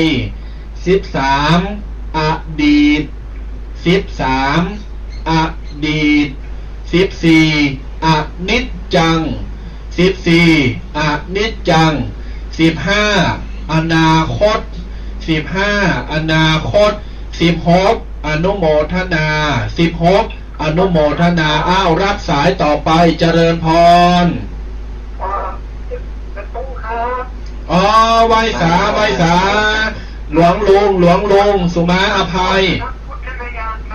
ครับเชียงดาวมาแล้วขอบสุมาอภัยเนอะครับเนอะพอดีไม่ได้ดูเบอร์สักกรรม วันนี้เชียงดาวฝนตกหรือเปล่าหลวงพ่อครับตกแล้วหยุดแล้วเนาะทางนู้นฝนตกไหมเช้านี้ครับอ๋อสัญญาณไม่ค่อยดีละเดี๋ยวยังไงหลวงลุงโทรมาใหม่นะไม่ค่อยได้ยินแล้วจบข่าว See you again tomorrow bye bye เนี่ยตัวลุงโทรมาให้ใหม่เนอะตัวลุงจริงดาวนี่แฟนคลับ KFC เป็นมาไก่ย่าง5 ดาวหรอกนี่ญาติโยมสาธุชนทั้งหลายโทรมาเนอะเบอร์โทรศัพท์เดี๋ยวจะเหมือนตัวบีแดงย่ำเหมือนกัน1เนอะโทรกันมาได้นะ0826112245โทรมาอือกำลังใจกันโทรมามามาตักมาตายกันสดาญาติโยมอย่างน้อยนี่เฮาได้ตักตายกันมันก็ได้ระบายไปอย่างหนึ่งว่าต้องไปเก็บว่าต้องไปไปเขตอยู่เอาไปกำกึดอยู่หันแล้วก็มานั่งกลุ่มอกกลุ่มใจเขตหาทางออกมาได้โทรกันมาได้โทรมาปรึกษาโทรมามาหลังถ้าใครมีข้ออยากจะถามอย่างที่หนักๆส่วนโตหรือว่าเรื่องกับศีลกับธรรมนี่ก็สามารถโทรมาสายหลังไม่ได้หลังจากจบรายการแล้วก็โทรมาปรึกษาเราก็จะพยายามจะบอกเจ้าได้บางใจว่ามีปัญหาแล้วก็เก็บมามึกไว้ในใจแล้วก็เป็นความเขตแล้วต้องเก่าเขตแล้วก็ตกอยู่คนเดียวเพราะฉะนั้นแล้วอย่างที่ช่วยกันได้เราจะช่วยเหลือกันไปสละญาติโยมเราจะช่วยกันไปเราช่วยเรื่องใดเรื่องหนึ่งที่ช่วยได้เราช่วยเรื่องเงินเรื่องทองนี่อันนี้มันต้องมาปรึกษาเลย โตไปโตมันก่อนตอนนี้มันมี2อย่างมาตัวกันโควิดก็ตั้งวิดเพราะฉะนั้นแล้วเนี่ยสถาญาติโยมก็เรื่องศีลเรื่องธรรมหรือปรึกษาว่าเราจะแก้ปัญหาอย่างใดก็มาปรึกษาหลังไม่ได้นะโทรมาได้0826112245ตัวปีตัว2ลูก2ตนก็จะพยายามแนะนำถ้าแนะนำว่าถูกหรือเกิดไม่ได้หรือแนะนำไม่ได้ก็จะไปปรึกษาครูบาอาจารย์ก็จะเอามาตอบเป็นคำตอบคือกับสถาญาติโยมจะได้ช่วยเหลือด้านความคิดได้ช่วยเหลือด้านกรรมที่ว่ามันเจอตังตันแล้วมันหาตั้งออกมาได้แต่ว่ากลับไปปรึกษาไปก็สามารถมามามาปรึกษากันได้หรือหน้าไม้นี่ก็มามามาตักมาตายหรือว่าใครอยากใครมีกรรมบักเก่ากรรมจ้อยกรรมซออย่างก็สามารถที่จะเอามามาเผยแผ่กันได้เหมือนกันเนาะหลวงลุงมาแล้วหลวงลุงจะเอาหมามาให้ม่วงน้อยเลยไหว้สาหลวงลุงครับเริ่มปัจจัยว่าจะไปเพิ่มหลวงลุงที่เชียงดาวอยู่นะขอสักล้านขอสัก1 ล้านดูแลตัวเองด้วยป่ะถวายกำลังใจหลวงลุงนะครับเชียงดาวตรงนี้พุทธเดียชื่อมี2 วัดเนี่ยครับผมตรงนี้บ้านตรงและผู้เลยพุทธเนี่ยเขาพุทธเดียนะคะขึ้นเชียงใหม่ อ๋อครับครับวัดมีสิ่งปลูกสร้างเยอะไหมครับ ตอนเนี้ย อะไรเยอะนะ สิ่งปลูกสร้างหลวงลุงทำไว้เยอะไหมครับ ไม่ได้นั่งคุยอ๋อแล้วก็ประกันจะครบอ่ะแต่ว่ายังไม่เรียบร้อยใช่ อ๋อครับ มันยังโอไปได้ขนาดที่บ้านมันเป็นได้แล้ว ครับผมเดี๋ยวมีโอกาสจะไปถวายกำลังใจแล้วก็ตุ้ลุงแดงลูกนี้จะไปถวายปัจจัยนะครับเนอะ จะไปรับปัจจัย เดี๋ยวยังไงมีโอกาสจะเข้าไปกราบหลวงลุงนะครับ ถึงเชียงดาวเนาะ พุทธวิญญาณก็ พุทธคยาเชียงดาวใช่ไหมครับ นั่นคือถ้าบ้านจะคุยกัน ได้ครับ เดี๋ยวถ้าจะไปยังไง จะไปตอนไหนเดี๋ยวจะโอ๊ยหลวงลุงสต็อปแป๊บหนึ่งเดี๋ยวยังไงผมจะติดต่อกลับไปเนาะถ้าจะไปนะครับหลวงลุงครับครับไหว้สาครับนี่หลวงลุงเปิ้ลเป็นแรปเปอร์เก่าหรอก แรปเปอร์เก่าหลวงลุงนะชนะเลิศชิงแชมป์แห่งประเทศไทยหรอกเอาละญาติโยม9:40 นาทีปู่โทษยังมีเวลาแหมหนา ยังต้อนรับทุกเสียงทุกสายอีกหลายท่าน เบอร์โทรศัพท์ดังต่อไปนี้เบอร์เดิมเพิ่มเติมคือเงินมีเยอะมาก เ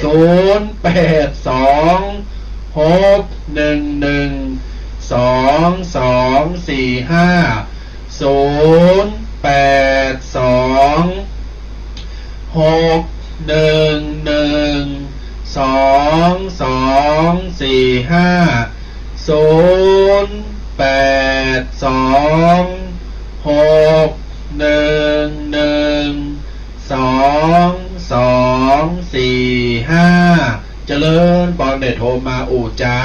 ให้กำลังใจซึ่งกันและกันต่างตายเนอโยมเนอ เป็นจังได้กันพองฝนตกกาแดดออกกานี่เฮาก็เอามากู่มาเอ่ยมาตักมาตายกันตุปิเควันนี้ระหว่างที่เฮารอสายเนาะครับก็จะมีฮัลโหลเทสไม่แกงแล้วหนึ่ง ไม่มันไม่แค่ทำงานนะสงสัยไปโควิด วันนี้มีนิทานจะมาเล่าสู่ฟังเป็นนิทานข้อคิดกติธรรมตีว่าสนาญาติโยมจอยกันคิดโดยและก็จะลองใจไปใจนำไปใจในชีวิตประจำวันได้เนาะก็คือเรื่องก็มีอยู่ว่ามีครูคนหนึ่งเป็นกำแบ่งพันมาเป็นกำแบ่งพันมาปุ๊บเนี่ยแล้วเปิ้นก็เอามาหือกันนักเรียนแล้วก็ถามนักเรียนว่าใครใครใดพองแล้วตุพิเชษขึ้นว่าไงยกมือหรือว่ายกมือก็ยกมือหมดเลยกับใครได้อะใจมันก็ต้องยกมือหมดหลังจากนั้นเปิ้นจะมาหือเธอนะแบ่งพันน่ะเปิ้นจะมาหือเธอเปิ้นก็เอาแบ่งพันนั้นมาขยำครับมากำยีคือมันยับอยู่ยีไปเลยครับเสร็จแล้วก็เอามาถามแบบกำหนึ่งถามแบบกำนักเรียนก็บอกว่าถามว่ามีมันยับอยู่ยีอย่างนี้มีใบไข่ใดพองที่นี่ก็มีบางโซนครับยกมือเหมือนกันบางโซนก็ส่วนน้อยอยู่ยังบ่ยกครับหันมันยับอยู่ยีครับแล้วทีนี้ครูถามแบบกำหนึ่งแบ่งพันแบ่งเนี่ยตกอยู่กับปืนแล้วเปิดน้ำเปิดขี้ดินแล้วคนยำไปยำมาซกกับปกปุ๊บถามครูเลยถามว่ามีไผใครใดพองครับทีนี้ต่างคนต่างเงียบครับบางคนก็ลังเลว่าใครใดพองว่าใครใดพองตีถามตียกนิทานเรื่องนี้มาหือหู้ว่ามันเป็นกติธรรมที่จะคือศรัทธาญาติโยมเนี่ยลองกึดพอว่าเป็นการแสดงถึงคุณค่าของเงินคือเงิน1,000แบ่ง1,000เนี่ยยังได้มันก็มีค่าเป็นพันอยู่ได้มีค่าในตัวของมันมีค่าในตัวของมันอยู่แล้วครับถึงมันจะเปิ่นจะดำจะหยับอยู่ยี่จะยังก็ตามครับแต่ค่าของเงิน1,000ก็ยังอยู่ครับเปรียบอุปไมยก็เหมือนกับชีวิตของคนเฮาเหมือนกันครับถ้าเฮาสร้างคุณงามความดีมีคุณงามความดีอยู่ในโตแล้วครับบางครั้งอาจจะถูกเหยียดยำมอง บางครั้งอาจจะโดนดูถูกดูแคลนของ คือ กูสิ่งกูอย่างตีจะโดนเข้ามาปุ๊บแต่ถ้าเฮามีความอดทนคุณค่าของคนของเฮาเนี่ยความดีของเฮาก็ยังอยู่ในโตของเฮาอยู่ครับคุณค่าของเฮาเนี่ยมันก็ยังอยู่ในโตของเฮาคุณค่าคุณงามความดีของเฮาเนี่ยไผจะโดนไผเหยียบย่ำจะได้ก็ตามหรือจะโดนดูถูกดูแคลนอย่าได้ก็ตามแต่ค่าของความเป็นคนดีก็ยังมีในโตอยู่เพราะฉะนั้นแล้วเนี่ยนิทานเรื่องนี้เป็นกติธรรมสอนฮู้ว่าทำไปเถอะคุณงามความดีว่าจะโดนไผรังแกไผว่าดูถูกหยังก็ตามเฮาสร้างคุณงามความดีและก็เฮาทำวันนี้ดีที่สุดและทุกๆวันดีที่สุดนี่คือคุณค่าของคนอันนี้ก็แสดงเปรียบเป็นเอาธนบัตร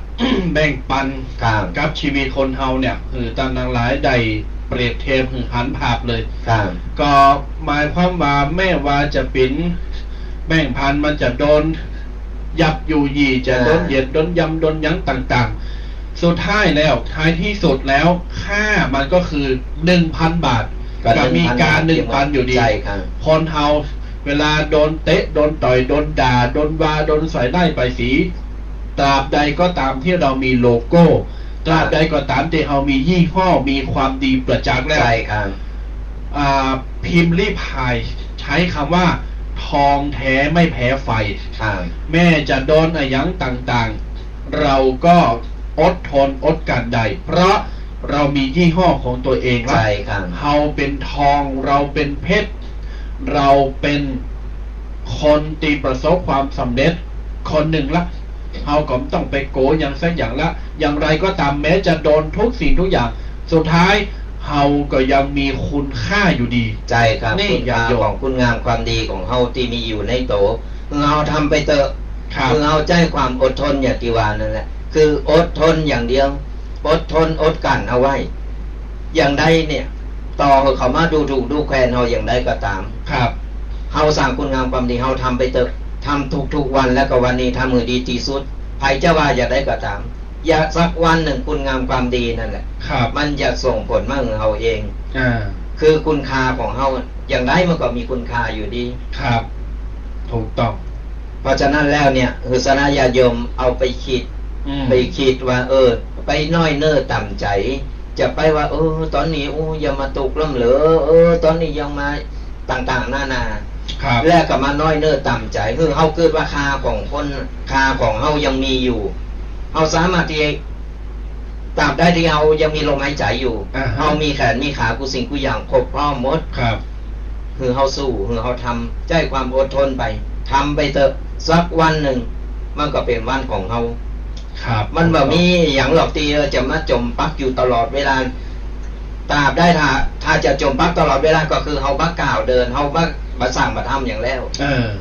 ตอนเฮาเดินเนี่ยอย่างน้อยเนี่ยเฮาเดินไปทางหน้าเดินไปทางหน้าตามตั้งของเฮาไปตามความตั้งใจของเฮาไว้แล้วเนี่ยเฮาต่างหน้าต่างๆเดินไปหมาจะเห่ากี่โตก็จะมันปล่อยมันเห่าไปลุบๆลับๆตามข้างต่างก็ปล่อยมันเห่าไปไผจะเอาควางเอาก้อนหินเนี่ยยังควางกับต่างก็จะเอาไม่ต้องไปต่อแย่เอาไม่ต้องไปยุ่งเฮาตั้งหน้าต่างๆทำไปสักวันความสำเร็จก็จะมาถึงมีกลางวันมีกลางคืนหนึ่งเฮาคือเตาอี้มันแบบมีกลางคืนอยู่ตลอดเวลาแล้วแบบมีกลางวันอยู่ตลอดเวลามันมีขึ้นมีลงคนเฮาถึงบอกว่าแบบมีอันอย่างเต่งแต่แน่นอนอย่างที่เฮาเกินไว้แต่ต้นรายการเพราะชีวิตไม่เที่ยงใจขนาดตอนนี้10 โมงอยู่พามไก่เตงแล้วไก่เตงแล้วคอแห้งมาแล้วอยากเข้ามาแล้วญาติโยมศรัทธาต่างหลายดักปิ่งดักบอยจะบอกเบอร์แฮมกัมเนอร์สารหนาไม้ทาบะหมี่ก็จะได้สรุปพอตอนนี้ก็9 โมงจะ50แล้วเลยแฮม5 นาที6 นาที7 นาที10 นาทีจะได้จ้ากันไปสรุปกันไปไปก็โมนไปญาติโยมศรัทธาก็ฟังไปได้ความโหความเข้าใจไปโมนไปปัญญาชูกำลังอายุวัฒนะนี่ญาติโยม ไพ่ตีจัดโทรมาอู่จ๋าก่อแฮมสักสาย2 สายก่อโทรมาใดคณะนี้เนอร์ตอนนี้สายว่างอยู่สายว่างอยู่สายเจ้านี่รู้ลูกสายว่างเหมือนกระเป๋าสตางค์เลยครับเจ้าญาติโยมโทรมาเนอร์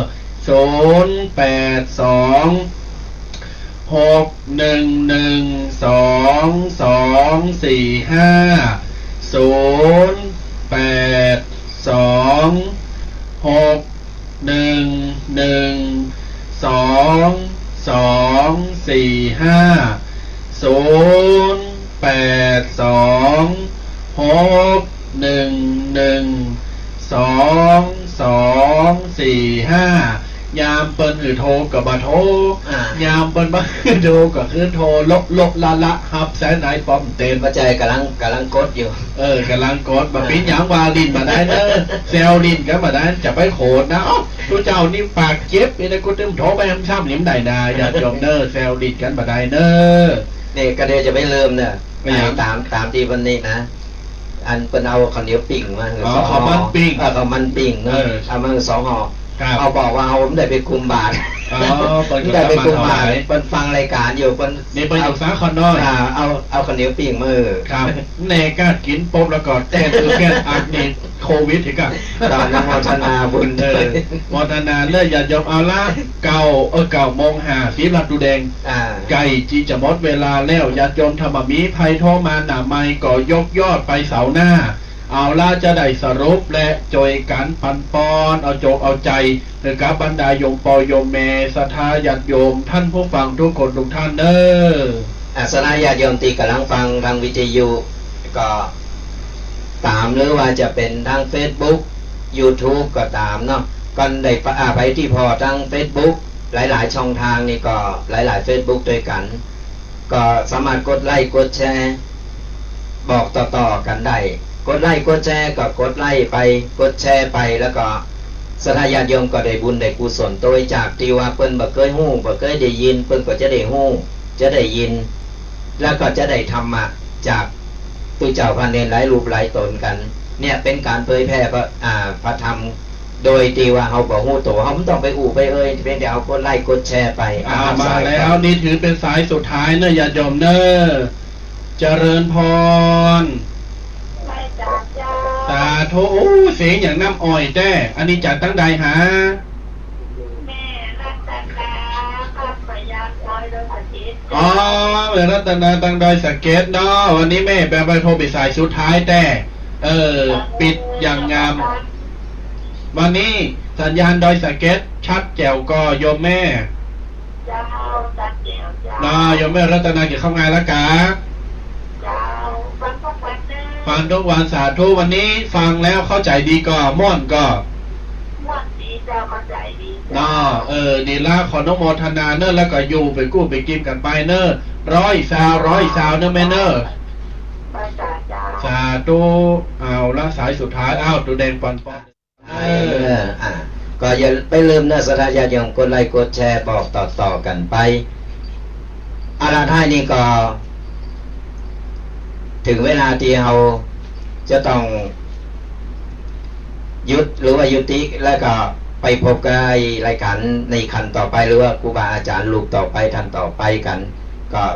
จะได้คันรายการและสุดท้ายนี้ก็จะขอปั่นป้อนกับศรัทธาญาติโยมเนี่ยที่กำลังสดับมาฟังอยู่ในขณะนี้จงจูผู้จูคนก็จงหายทุกข์หายโศกหายโรคหายภัยหายเจ็บหายไข้ตั้งแต่นี้ต่อไปก็ขอให้อยู่เย็นเป็นสุขอยู่ดีมีสุขมั่งมีสีสุขเจริญขึ้นยิ่งไปเนอใจโยใจยะวาระดิถีขอปันป้อนดีให้กันโตนาพ่อแม่ปิถาเอาอาหน้าป่าโฝงหมู่ศรัทธาญาติมิตรขอจงสุขสารเหมือนกันทั่วทิศบ่ว่าเผ่าผู้ยิ่งใจฟังตัวเจ้าป่าสร้างละปนแล้วสุขใจสุขกายอยู่ดีสบายหายโรคโศกเศร้าน้ำทำคำสอนพระพุทธเจ้าจงยึดถือเอาจะไปละมีคนนับถือฤทธิเตจะเจริญก้าวหน้ายาวนานพ้นจากทุกข์สุข3 ประการอายุยืนนาน เหมือนกันทั่วหน้าอายุยืนนานเหมือนกันทั่วหน้าเจริญในธรรมอายุมันควันยืนอยู่ดีมีสุขพ้นตรงให้น้ำพ้นโรคโศกภัยพ้นจากโควิด-19พ้นจากชะตังวีของรวยเฮงเด้ออายุมันควันยืนอายุวันโนสุขังพลังอนุโมทนาเจริญพร เจริญพร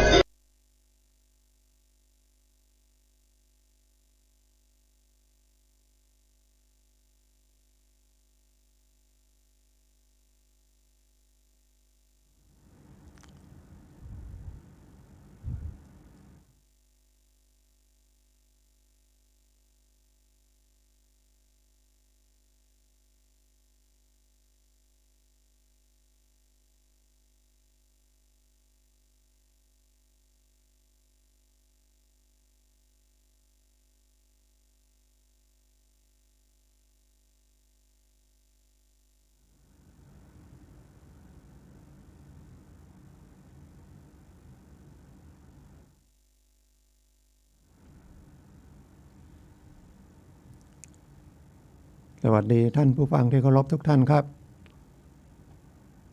ขอต้อนรับเข้าสู่รายการทนายความพบประชาชนทางสถานีวิทยุวัดฝายหินคลื่น FM 104.50 เมกะเฮิรตซ์ทางอินเทอร์เน็ตทาง YouTube ก็วัดฝายหินวิทยุนะครับเข้าไปวัดฝายหินนะครับเข้า YouTube ก็ได้เข้า Facebook ก็ได้หรือถ้าจะฟังอย่างเดียวทางวิทยุอินเทอร์เน็ตก็เข้าแอปฟังเพลินก็ได้นะหรือเข้าไปที่วัดฝายหินวิทยุก็ได้ผมทนายสุรชัยอจินวัฒน์ดำเนินรายการนะครับทุกวันเสาร์ 10 ถึง 11 นาฬิกานำรายการกฎหมายมาเสนอแก่ท่านผู้ฟังเป็นความรู้ทั่วไปด้วยนะครับวันนี้ก็จะนำเรื่องที่เป็นข่าวเรื่องคดีอาญาแต่พูดในแง่วิชาการนะครับเพราะว่าถ้าตามหลักของกฎหมายแล้วผู้ต้องหาคือถูกกล่าวหาว่าเป็นผู้ต้องหานะครับยังไม่ได้มีความผิดนะครับจนกว่าศาลจะตัดสินแล้วก็มีโทษถ้าคดีอาญาโทษก็มีสูงสุดก็ประหารชีวิตจำคุกนะครับปรับก็ลองกักขังปรับแล้วก็ริบทรัพย์สินมี5โทษนะฮะประหารชีวิตจำคุกกักขังปรับริบท่านกำลังติดตามรับฟังสถานีวิทยุกระจายเสียงพระพุทธศาสนาแห่งชาติคลื่นเพื่อการศึกษาพระพุทธศาสนาและวัฒนธรรมระบบ FM 104.5 เมกะเฮิรตซ์รายการต่อไปเป็นรายการทนายความพบประชาชนดำเนินรายการโดยทนายสุรชัยอจินวัฒน์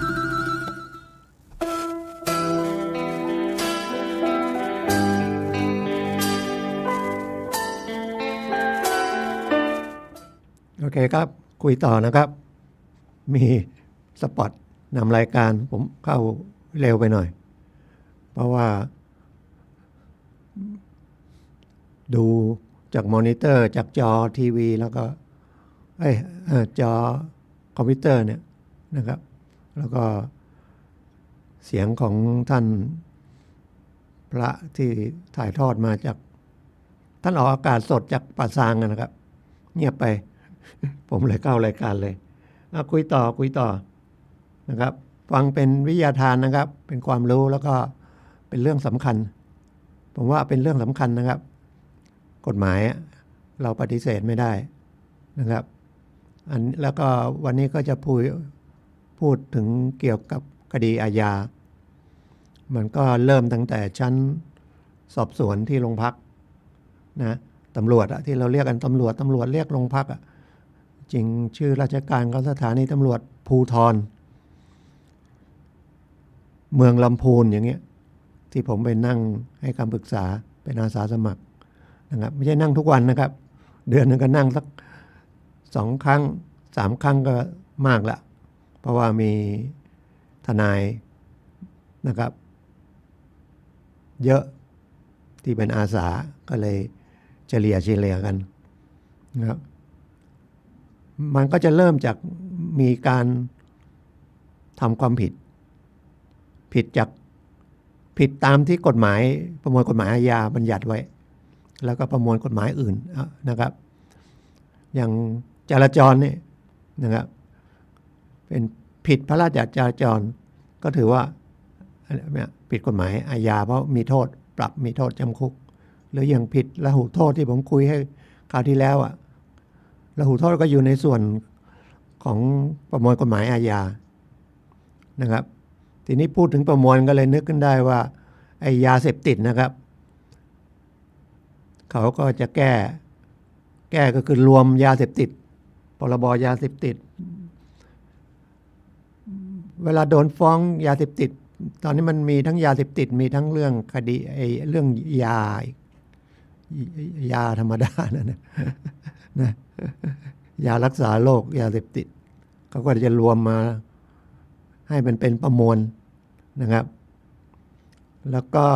เรื่องของพืชมันมีพืชกระท่อมพืชกัญชาพืชกัญชง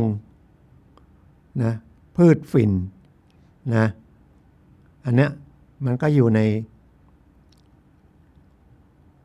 พรบยาเสพติดให้โทษก็มีโทษถ้าเดิมกระท่อมก็อยู่อันดับ5ยาบ้าเดิมก็เป็นยาม้ายาขยันนะครับก็อยู่อันดับ5โทษน้อยนะครับกัญชาก็อยู่ลำดับ5ประเภท5นะทีนี้ไอ้ยาบ้าที่มันระบาดขึ้นมาก็คือกลายเป็นเพิ่มขึ้นไปแก้ไขง่ายคิดว่าแก้ไขผู้กระทำความผิดเนี่ยเอาโทษว่ามีโทษเยอะก็คงจะกลัวคนไม่กลัวโทษนะครับเพราะว่าสิ่งที่มันล่อใจก็คือความโลภของคนก็คือเงินพอเพิ่มโทษไปครับไอ้ยา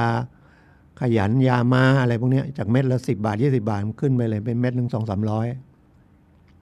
400-500นะครับยิ่งเพิ่มขึ้นเยอะเพราะเงินมันล่อใจนะคนเราก็เห็นแก่เงินนะทุกคนนะครับเพราะว่าเงินมันซื้อความสะดวกสบายแล้วความสะดวกสบายมันก็คิดว่าเป็นความสุขแต่จริงมีทรัพย์สินหรือมีเงินเกินไปมากเกินไปมันไม่ใช่สุขไปตามนั้นนะมันต้องมองไปอีกอันหนึ่งมันว่ามันเป็นความทุกข์ด้วยนะคุณซื้อมีรถเก่าขับรถมือสองหรือซื้อใหม่นั่นนะ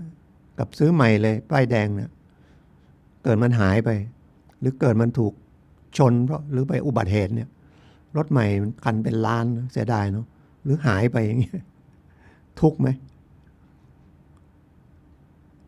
แล้วนั่งผ่อนรถกัน 7-8 ปีอย่างเงี้ยทุกข์ไหมถ้าหาเงินไม่ได้เขาก็ริบรถไปเอาไปขายทอดตลาดไม่คุ้มก็ไม่พอใช้หนี้ก็ฟ้องร้องอีกคือไม่ได้มองมุมกว้างๆหลายๆมุมหลายๆเหลี่ยมหลายๆมุมนะครับยาบ้ามันก็ระบาดนะครับทีนี้กระท่อมนี่เปิดละถอนออกจากเป็นยาเสพติดละปลูกได้นะครับปลูกได้ขายได้แต่เอาไปยังไงไปผสม ยาอะไรอ่ะยาแก้ไออ่ะ ยาแก้ไอมันมีฝิ่นนะมีส่วนของฝิ่นเนี่ยไปทำให้มันผิดจากธรรมชาติไปเพิ่มฤทธิ์มันอย่างเงี้ยไม่ได้นะครับปลูกขายเป็นใบๆอย่างนี้ได้เสร็จแล้วไม่รู้เขาก็ส่งรูปมาเข้าไปในไลน์ผมเป็นกระป๋องมีแล้วขายเดี๋ยวลองแวะดูที่มันมีขายจริงไหมจะได้ซื้อ จริงๆมันที่เท่าที่รู้นะไอ้กระท่อมเนี่ยมันก็แก้ปวดเมื่อยแก้ให้ทำงานอึดขึ้นทนขึ้นนะครับทนแดดร่างกายทำงานมากขึ้นนะแต่พิษภัยอย่างอื่นไม่มีนะแต่มันก็ทุกอย่างมันก็เป็นนโยบายนะครับ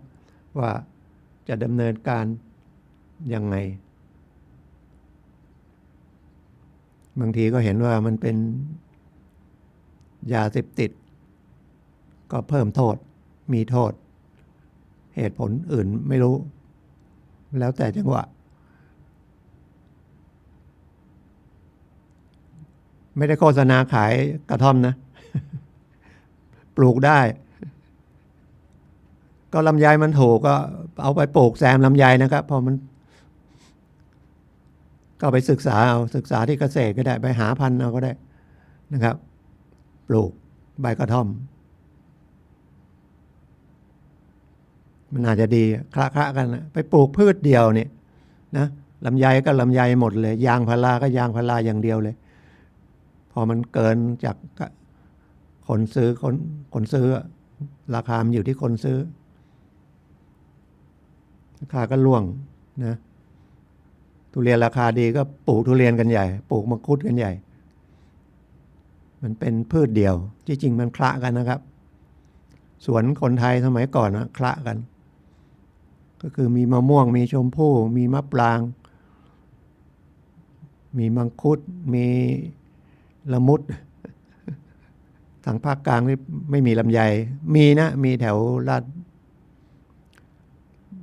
ลำไยทางภาคกลางมีแต่ที่ผมพูดเนี่ยสวนของยาย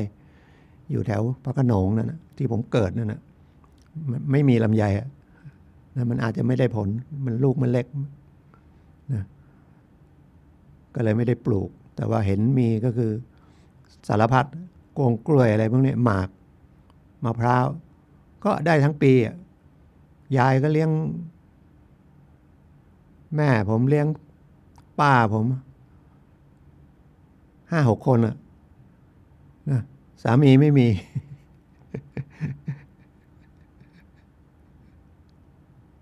แต่มีลูก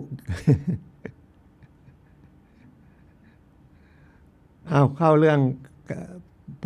พอตำรวจมีคนต้องไปแจ้งก่อนนะครับอย่างของเราหายอย่างเงี้ยของหายมันก็เป็นคดีลักทรัพย์ใครเอาไปเห็นใครไหมสงสัยใครก็ไปแจ้งเหมือนคดีอาญาคดีแรกเลยที่ผมทำนะครับเป็นทนายขอแรงตอนนั้นอยู่ที่ผมอยู่ราชบุรีขึ้นศาลราชบุรีคดีขโมยปืนของผู้ใหญ่บ้านหายแล้วก็ไม่รู้ไม่เห็นใครแต่ไม่เห็นเขาลักเข้าไปนะแต่มีคนผ่านเข้าไปในช่วงนั้นน่ะก็คือเป็นเพื่อนของลูกน่ะลูกของผู้ใหญ่บ้านน่ะนะบ้านแล้วก็พ่อหลวงบ้านน่ะนะผู้ใหญ่บ้านแล้วปืนหายอาจจะหายจริงหรือไม่หายจริงก็ไม่รู้ อาจจะไปจำนำก็ได้เอาว่าหายแล้วกันเนาะเขาก็ไปแจ้งตำรวจความจริงไปแจ้งตำรวจเนี่ยตำรวจคำว่าไปแจ้งตำรวจก็คือพนักงานสอบสวนก็ต้องสอบสวนนะครับว่าสงสัยใครเขาบอกเนี่ยเห็นคนเข้ามาผ่านมาทางบ้านก็เข้าไปก็เห็นคนเนี้ยลูกเพื่อนลูกชายเนี่ยทีนี้คดีลักทรัพย์นะถ้ามีผู้เสียหายก็คือเจ้าของทรัพย์ยืนยันนะตำรวจก็ต้องไปควบคุมตัวนะครับเดี๋ยวนี้ก็ออกหมายเรียก สมัยก่อนไปเลยนะครับ ออกหมายจับไม่ออกครับบางทีไปเลยสายสืบไปจับมาเลยเขาก็ไม่ได้จับนะเพราะว่ายังจับไม่ได้ไม่มีอำนาจจับกลุ่มบอกสารวัตรเชิญ เชิญไปโรงพักหน่อยมีอะไรคุยด้วยยังไม่ได้จับเพราะว่าถ้าจับเนี่ยพนักงานผิดมีนะครับส่วนใหญ่ก็ไปโรงพักหน่อยเพราะจับมันต้องมีหมายปัจจุบันนะครับก่อนก็จริงๆจับมันต้องมีมันก็ต้องมีอำนาจจับกลุ่มความผิดซึ่งหน้านะครับซึ่งหน้าก็คือเห็นเลยเห็นกับตาเลยหรือเห็นแน่นอนคนร้องว่าขโมยคนนี้วิ่งมาอย่างเงี้ยตำรวจเห็นก็จับเลยวิ่งราวทรัพย์พอแจ้งเขาก็ไปจับมาสอบสวนผมแนะนำเลยนะครับสอบสวนเดี๋ยวนี้มันมีทนายนั่งที่โรงพักแต่ไม่ทุกโรงพักแต่ผู้ต้องหามีสิทธิ์ขอทนายร่วมฟังคำสอบสวนได้หรือขอบุคคลที่ไว้วางใจร่วมฟังการสอบสวนได้นะครับส่วนใหญ่ไม่ทราบหรือทราบบางทีก็ไม่กล้ากล้าบอกผมขอทนายนะครับขอแล้วขอยังไงเสียตังค์ไหมไม่เสียตังค์นะครับเป็นงานของรัฐบาลเอาว่างั้นแล้วกันนะพนักงานสอบสวนก็ต้องติดต่อสภาทนายความซึ่งมีกับทุกจังหวัดบอกขอทนายไปนั่งร่วมสอบสวนก็นัดวันกันแต่มันจะมีปัญหาตรงนี้พนักงานสอบสวนหรือตำรวจที่จับผู้ต้องหาปัจจุบันต้องมีหมายจับนะครับหมายจับมันจะออกหลังแล้วสมัยก่อนตำรวจออกได้เลยแต่นี้ต้องให้ศาลออกตำรวจตอนนี้มีอำนาจออกหมายเรียกได้นะครับผู้เสียหายไปแจ้งความว่าคนเนี้ยลักแต่คดีปืนที่ผมเล่านั่นตอนหลังก็ยกนะครับยกก็คือไม่มีพยานรู้เห็นเขาอ้างพ่อเขาเห็นแต่ผมไปดูที่เกิดเหตุแล้วพ่อเขาอายุ80แล้วมอเตอร์ไซค์คันที่เพื่อนเขาขี่เข้าไปในบ้านแล้วก็จะไปหาลูกชายผู้ใหญ่บ้านนั่นพ่อหลวงบ้านนั่นไม่อยู่เขาก็วนรถออกมานะแต่จริงๆเขาไม่เห็นเพราะว่าบ้านเขากับถนนมันมีต้นไม้กั้นได้ยินแต่เสียงมอเตอร์ไซค์ศาลไม่เชื่อคดีอาญานี่ถ้าศาลมีเหตุสงสัยก็ยกประโยชน์ให้จำเลยนะครับยกประโยชน์ให้จำเลยไม่เห็นจะนะครับเห็นจะขโมยก็คือต้องเห็นว่าเขาหยิบของหรือแจ้งแล้วไปจับไปค้นเจอของในตัวหรือในบ้านเขาอย่างนี้ใช่นะครับแต่ตำรวจพอออกหมายจับเนี่ยออกหมายเรียกครั้งหนึ่งถ้าเรามีเหตุจะไม่ไปติดธุระเราก็โทรศัพท์นะครับแจ้งไปว่านะติดธุระขอเลื่อนไปก็เขาก็จะให้เลื่อนสักครั้ง2 ครั้งไม่เกิน3 ครั้งนะครับถ้าไม่ไปโดยไม่มีเหตุผลออกไปแล้วออกซ้ำไปไม่เกิน3 ครั้งก็จะเสนอขออำนาจศาลออกหมายจับได้หมายจับมาก็จะให้ตำรวจไปจับก็ไปตามหาจับได้ก็เอามาโรงพักพอมาถึงโรงพักแล้วอยู่ที่โรงพักอยู่ในอำนาจสอบสวนของพนักงานสอบสวนได้ไม่เกิน48 ชั่วโมงต้องส่งตัวผู้ต้องหาไปอยู่ในอำนาจของศาลก็จะสั่งขังคือควบคุมตัวนะครับความจริงมันต้องมีที่ควบคุมตัวต่างหากเพราะว่ายังเป็นเพียงแค่ผู้ต้องหาแต่ปัจจุบันไม่ได้มีส่วนที่ควบคุมอย่างนี้นะส่งไปก็ไปอยู่ในเรือนจำหมดแล้วนะครับถ้าจะขอปล่อยตัวชั่วคราวหรือเรียกกันว่าประกันตัวก็มีหลักทรัพย์หรือมีบุคคลที่น่าเชื่อถือนะครับหรือเดี๋ยวนี้ก็พยายาม ให้ปล่อยตัวโดยไม่ต้องใช้หลักทรัพย์นะครับไม่นั้นก็จะมีพวกในหน้าอาชีพเขาอะชื่อว่าเป็นนายประกันอาชีพขึ้นทะเบียนไว้ที่ศาลประกันเท่าไหร่เขาก็เรียก 10% ศาลให้เรียกไม่เกิน 10% จนเสร็จคดีนั้นนะแต่โดยมากบางทีก็ไม่เรียก 10% นะก็ดูคดียากคดีง่ายเขาก็เรียกเกินศาลรู้ก็ลงโทษก็คือไม่ให้มาทำงานในศาลอีกนะครับได้อีกอันหนึ่งการขอปล่อยตัวชั่วคราวผมเห็นนะอันนี้ไม่ได้โฆษณานะเป็นย้ำอีกทีเดี๋ยวจะว่าโฆษณาบริษัทสินมั่นคงอ่ะแต่ที่ผมไม่เห็นท่านบริษัทประกันภัยอื่นเขาเรียกว่าประกันภัยอิสรภาพแล้วผมก็เคยใช้บริการไม่ใช่ตัวผมนะลูกความเขาไม่มีหลักประกัน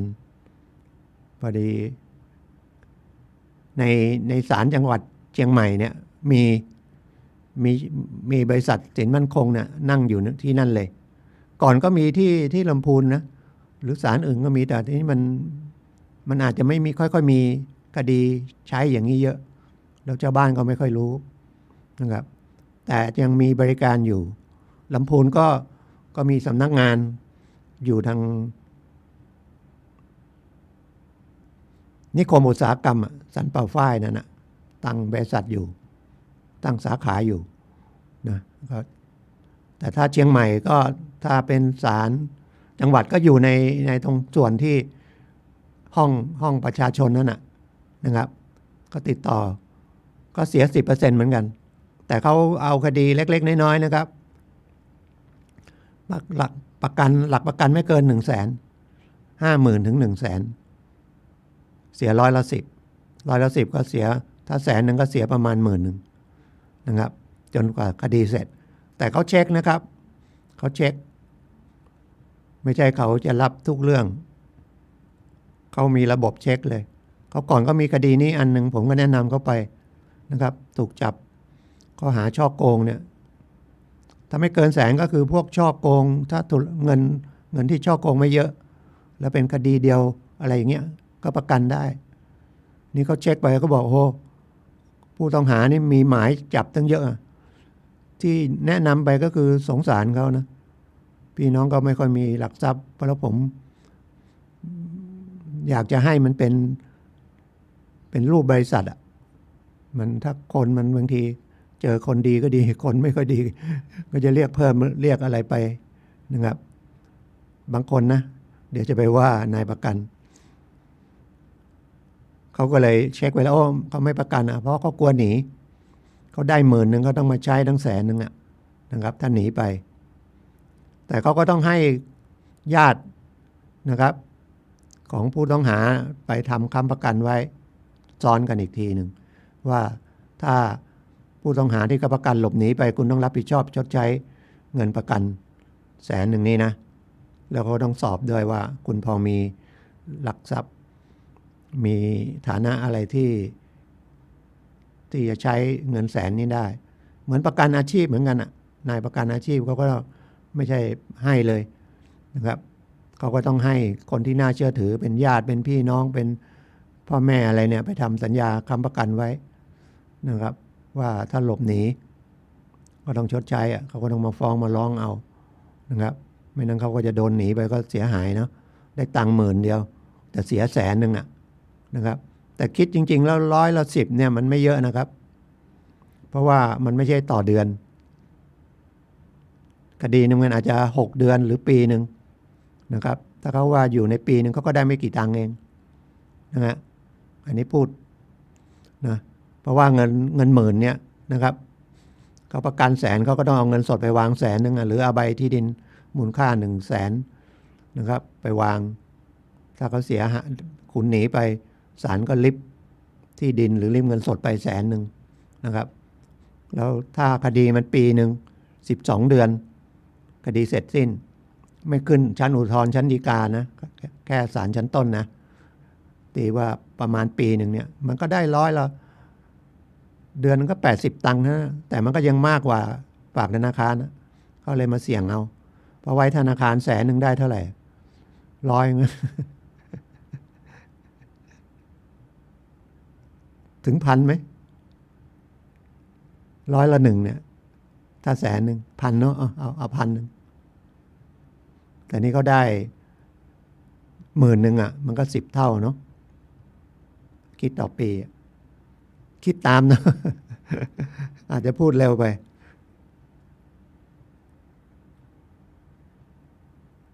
ถ้าประกันตัวได้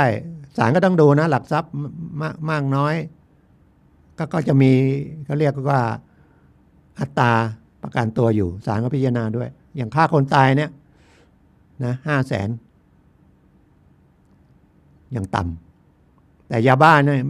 ไม่มีใครรับประกันหรอกครับต้องประกันเองต้องพี่น้องประกันนะถ้าประกันมันก็หนี ยาบ้าเล็กๆน้อยๆกะยา5 เม็ด10 เม็ดหรือแค่เสพอะไรเงี้ยเขาอาจจะประกันนะครับง่ายแต่อย่างที่ผมบอกบริษัทที่เขาประกันรับประกันอิสรภาพเนี่ยเขาก็ไม่รับคดียาบ้านะครับเขาไม่รับเดี๋ยวหนีแน่นอนส่วนใหญ่นะครับพอคุมตัวแล้วก็เนี่ยมันต้องไปก็ต้องประกันก็อยู่ในการควบคุมของศาลถ้าคดีโทษไม่เกิน10 ปีก็4 ครั้งอยู่ระหว่างรวบรวมพยานหลักฐานชั้นโรงพักนะครับรวมทั้งพอมันครั้งละ12 วัน4 ครั้งไม่เกินถ้าคุณสอบสวนไม่เสร็จยังไม่ได้ส่งรายงานสอบสวนให้อัยการยังไม่ได้ส่งฟ้องอย่างเงี้ยก็คุณก็ได้รับการปล่อยตัวแล้วนะครับ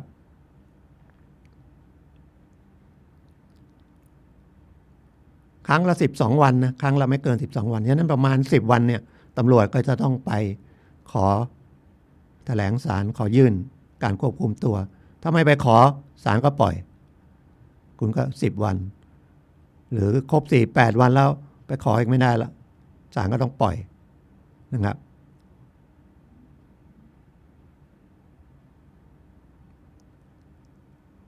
แต่ถ้าเป็นคดีเกิน10 ปีไปเช่นนะโทษนะครับเช่นคดีฆ่าคนตายอย่างเงี้ยก็84 วันขยายไปอีก12 วันอีก4 ครั้ง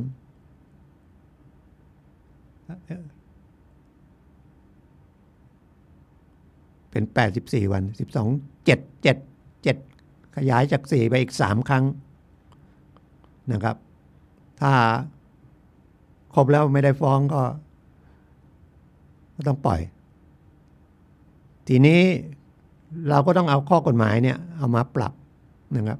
อย่างพอโดนจับปุ๊บทำผิดไม่ทำผิดจะสอบสวนเนี่ยขอทนาย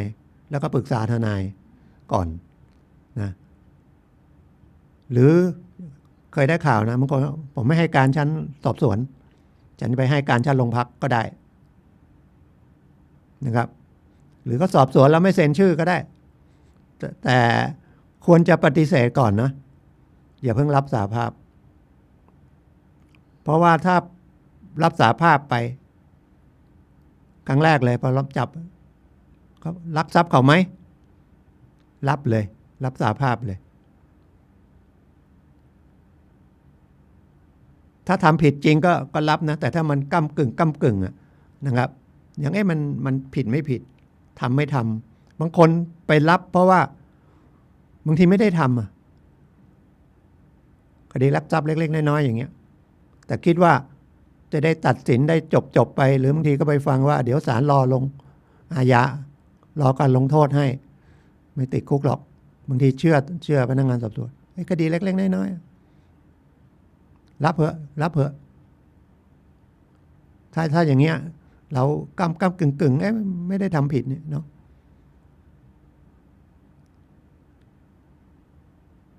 ถ้าไม่ได้ทำผิดเราก็ต้องบอกว่าไ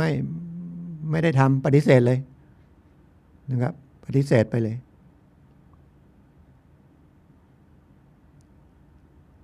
เพ ราะว่าถ้าไปรับสารภาพแล้วพอไปเจอทนายขึ้นศาลทนายบอกเอ้าไปรับทำไมปฏิเสธเถอะศาลไม่ค่อยเชื่อนะครับไปปฏิเสธในชั้นศาลต้องพิสูจน์ให้ชัดเพราะว่าศาลถือว่า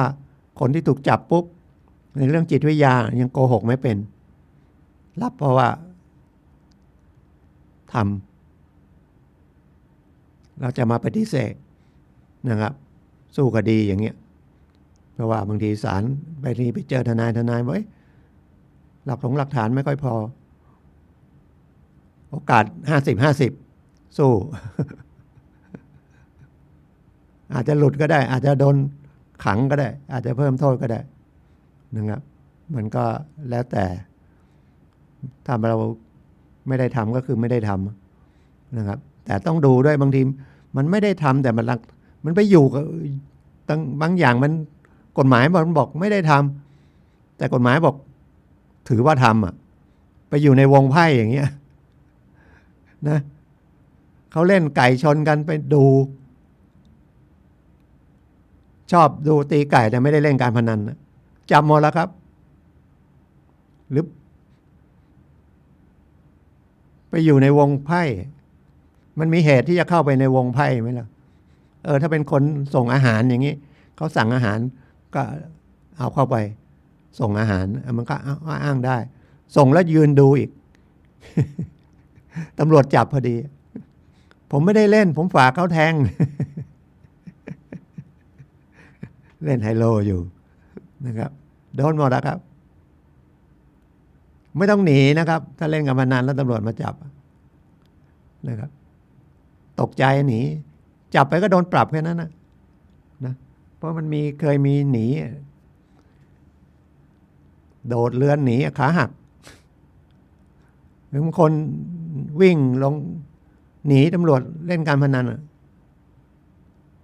จมน้ำตายทำไงตำรวจผิดไหมตำรวจไม่ผิดเหรอมันโดยสัญชาติญาณนะคนทำผิดโดยเฉพาะพวกเล่นการพนันวิ่งหนีกำแพงโดดข้ามรั้วรถน้ำก็วิ่งผ่านไปได้นะครับบางทีแข้งขาหักบาดเจ็บอีกตกลงมาอีกตกน้ำตายก็มีมันมีคดีนะครับมันมีกันได้นะแต่ว่ามันเป็นเรื่องของประมาทก็ได้อย่างขับรถชนคนตายนะครับมันเป็นการประมาทนะครับก็ประกันตัวไม่เกิน100,000โทษไม่เกิน10 ปีถ้ามีประกันถ้าซื้อประกันภัยรถยนต์ก็เขาก็มีนะครับช่วยเหลือการประกันเขารับผิดชอบให้นะประกันประเภท1ประเภท2ประเภท3อะไรเนี่ยแล้วแต่พูดรวมๆกันนะครับแล้วถ้ายังไม่ประสบจริงมันก็ฟังยากแต่ถ้ามันเกิดขึ้นมาก็นะมันก็พอจะเห็นนะหรือยังไงก็โทรศัพท์ผมก็ยังเบอร์0896355649 ก็ยินดีให้คำปรึกษานะครับแล้วก็รายการผมก็พยายามจะเล่าอย่างเงี้ยนะครับก็ฟังอาจจะซ้ำไม่ซ้ำอะไรก็ฟังบ่อยๆอย่าไปว่ากฎหมายปุ๊บไม่ฟังละไม่รู้เรื่องทั้งที่เราต้องอยู่กับกฎหมายมันก็เรื่องสิทธิหน้าที่นะครับ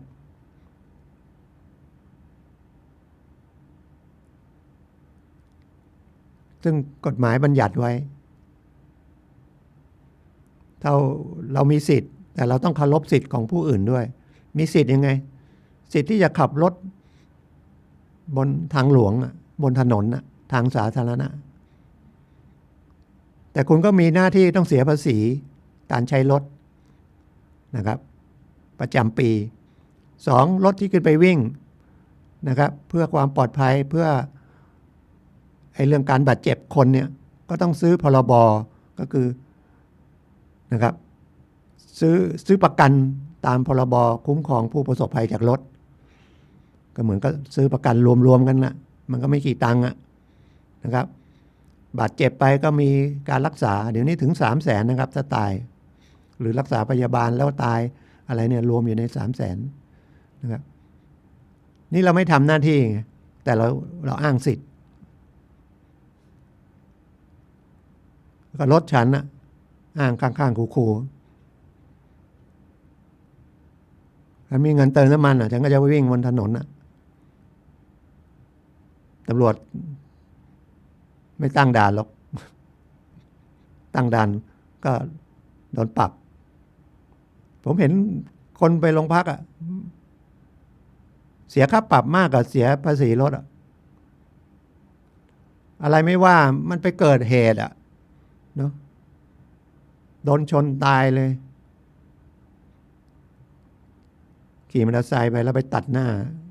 รถปิกอัพชนไอ้คนขับโอเคประมาทตายก็ไม่เป็นไรหรอกเขาคำคนซ้อนท้ายนะครับเอาเขาไปตายด้วยเขาต้องมาเรียกร้องคนขับเป็นลูก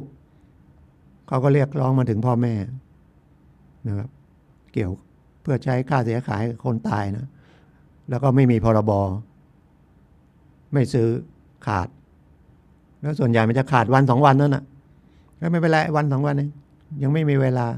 ซื้อล่วงหน้าเลยนะครับแต่ซื้อล่วงหน้าก็บอกเลยว่ามันสิ้นสุดเมื่อไหร่นะครับซื้อตามนั้นแล้วก็ดูด้วยโดนปรับเป็น10,000นะครับไม่มีพรบไม่ได้ซื้อพรบอันนี้ภาษาชาวบ้านจริงก็ซื้อประกันภาคบังคับนะครับมอเตอร์ไซค์ก็โดนต้องซื้อนะครับรถปิกอัพก็สูงหน่อยรถเก๋งก็แล้วแต่ซีซีนะแล้วแต่ประเภทรถทัวร์ต้องมีไม่มีขึ้นไปวิ่งก็ยุ่งเลยนะครับรถ10 ล้อรถพ่วงอะไรพวกเนี้ยก็ซื้อเป็นเงินอันไหนมันอันตรายมากก็เสียสูงเสียเบี้ยแพงหน่อยแต่มันคุ้มนะครับมอเตอร์ไซค์มันกี่ร้อยกันนะครับประจำปีก็200มั้งไอ้นั่นก็อีก400 600เท่ากับเดือน50 บาทไม่ต้องเสี่ยงตำรวจจับก็โดนปรับนะครับพรบปรับอย่างน้อยก็1,000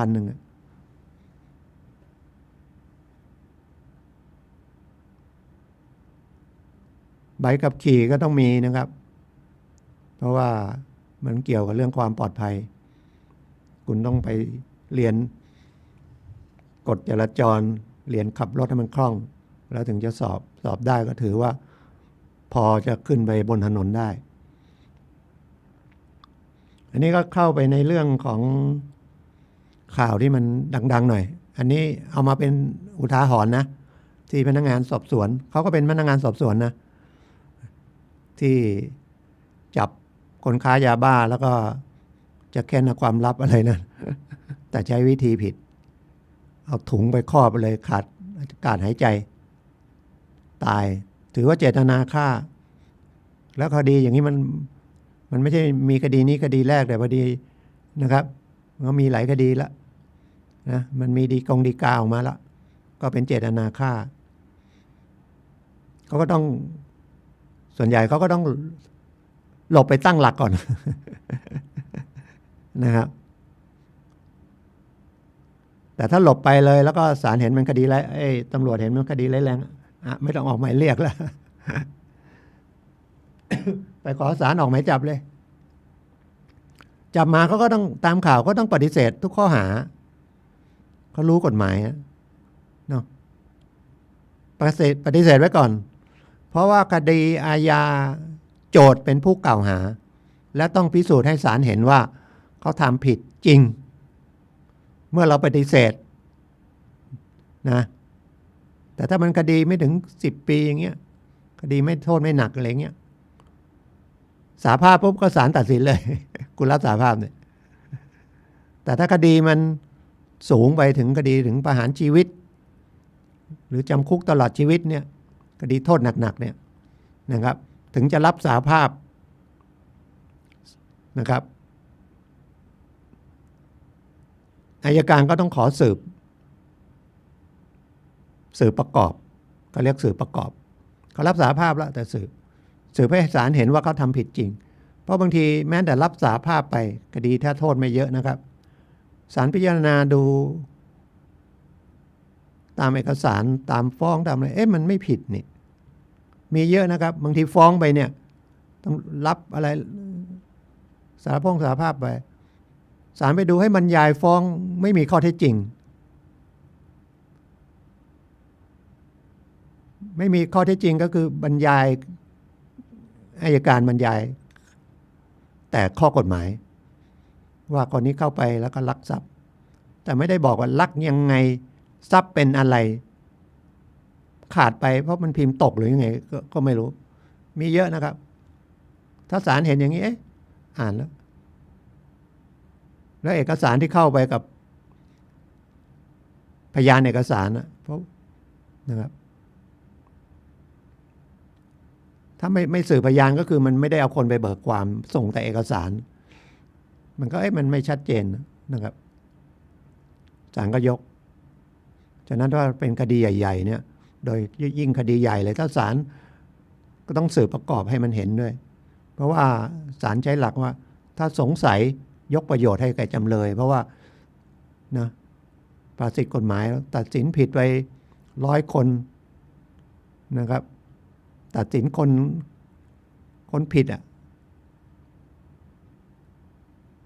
แต่ตัดสินว่าไม่ผิดมันมีนะครับจะสัก100 คนยังดีกว่าตัดสินคนไม่ผิดคนเดียวติดคุกอย่างเงี้ยนะจึงต้องมองไปว่าสงสัยยกประโยชน์ให้จำเลยนะครับมีข้อสงสัยฉะนั้นบางทีคดีอาญาเนี่ยนะทางจำเลยทนายจำเลยซักค้านให้ศาลสงสัยแค่นั้นนะ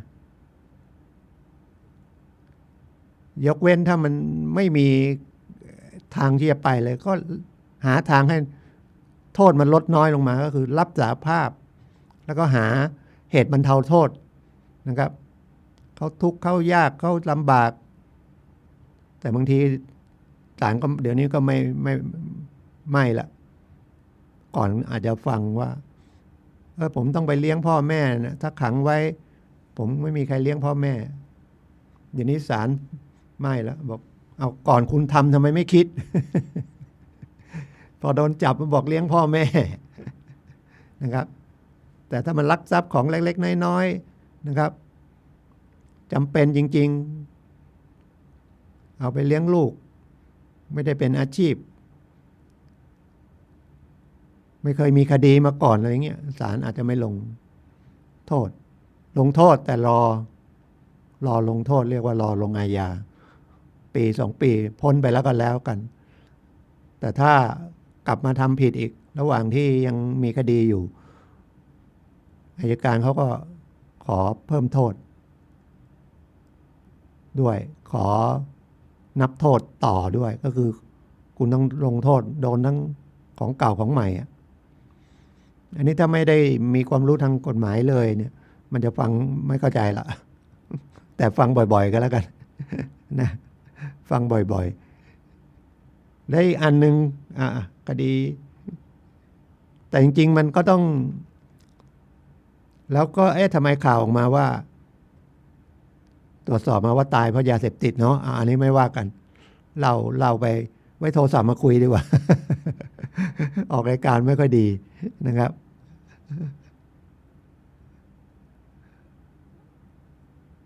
แล้วก็เขาก็จริงๆเขาก็อยู่ในกลุ่มค้าแต่ส่วนข่าวมันบอกว่าจะเรียกเอาทรัพย์หรือเขาจะเอาข้อความจริงนั่นอีกเรื่องหนึ่ง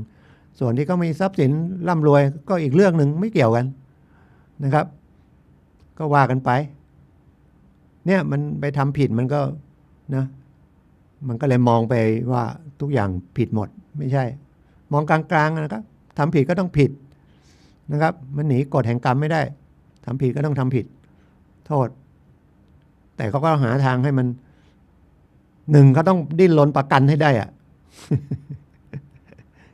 จำเสียบอสได้ไหมลูกใครขี่รถชนคนตำรวจอะตอนแรกก็หาคนไปรับสมอ้างมีนะครับทำทุกวิถีทางอ่ะแล้วก็มีตังค์ด้วยทำได้หมดอะเพราะคนยังมีความโลภอยู่ไม่ได้โทษเจ้าหน้าที่ไม่ได้ว่าใครนะคนนะครับ ไม่ได้ว่าระบบนะครับ ไม่ได้ว่าองค์กรนะฟังให้ชัดๆนะ ทุกองค์กรมีนะครับองค์กรมันอยู่ที่คนนะครับแต่คนไม่ดีก็คือคนไม่ดีไม่ใช่องค์กรไม่ดีนะครับเข้าใจนะวัดอย่างเงี้ย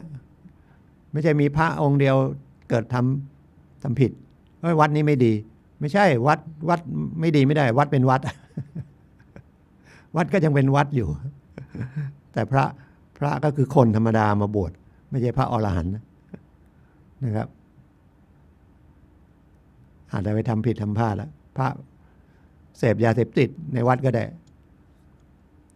นะมั่วสีกาก็ได้อะไรก็แล้วแต่นะครับหลอกช่อโกงก็มีแต่ไปบอกวัดไม่ดีศาสนาไม่ดีไม่ได้นะครับยิ่งศาสนาไม่ดีไม่ได้เลยศาสนาพุทธหรือศาสนาอื่นก็แล้วแต่แล้วแต่นั้นอย่าไปเอาเรื่องศาสนามาว่าศาสนาเราดีกับเขาเดี๋ยวทะเลาะกันอีกนะครับเหมือนพ่อแม่เรานะครับพ่อเราอาจจะขี้เมาแต่เลี้ยงเรามานะคนอื่นมาว่าไม่ได้ว่าพ่อเราขี้เมาก็ขี้เมาก็พ่อเราแต่พ่อเรารับผิดชอบส่งเราเรียนหนังสือส่งมั่งไม่ส่งมั่งก็เป็นพ่อเรา เป็นแม่เรานะอาจจะแม่เราเล่นการพนันพ่อเรากินเหล้าอะไรก็แล้วแต่นะครับเพราะคนเราจะชอบมองความผิดแล้วก็มันเหมือนการเสนอข่าวเดี๋ยวนี้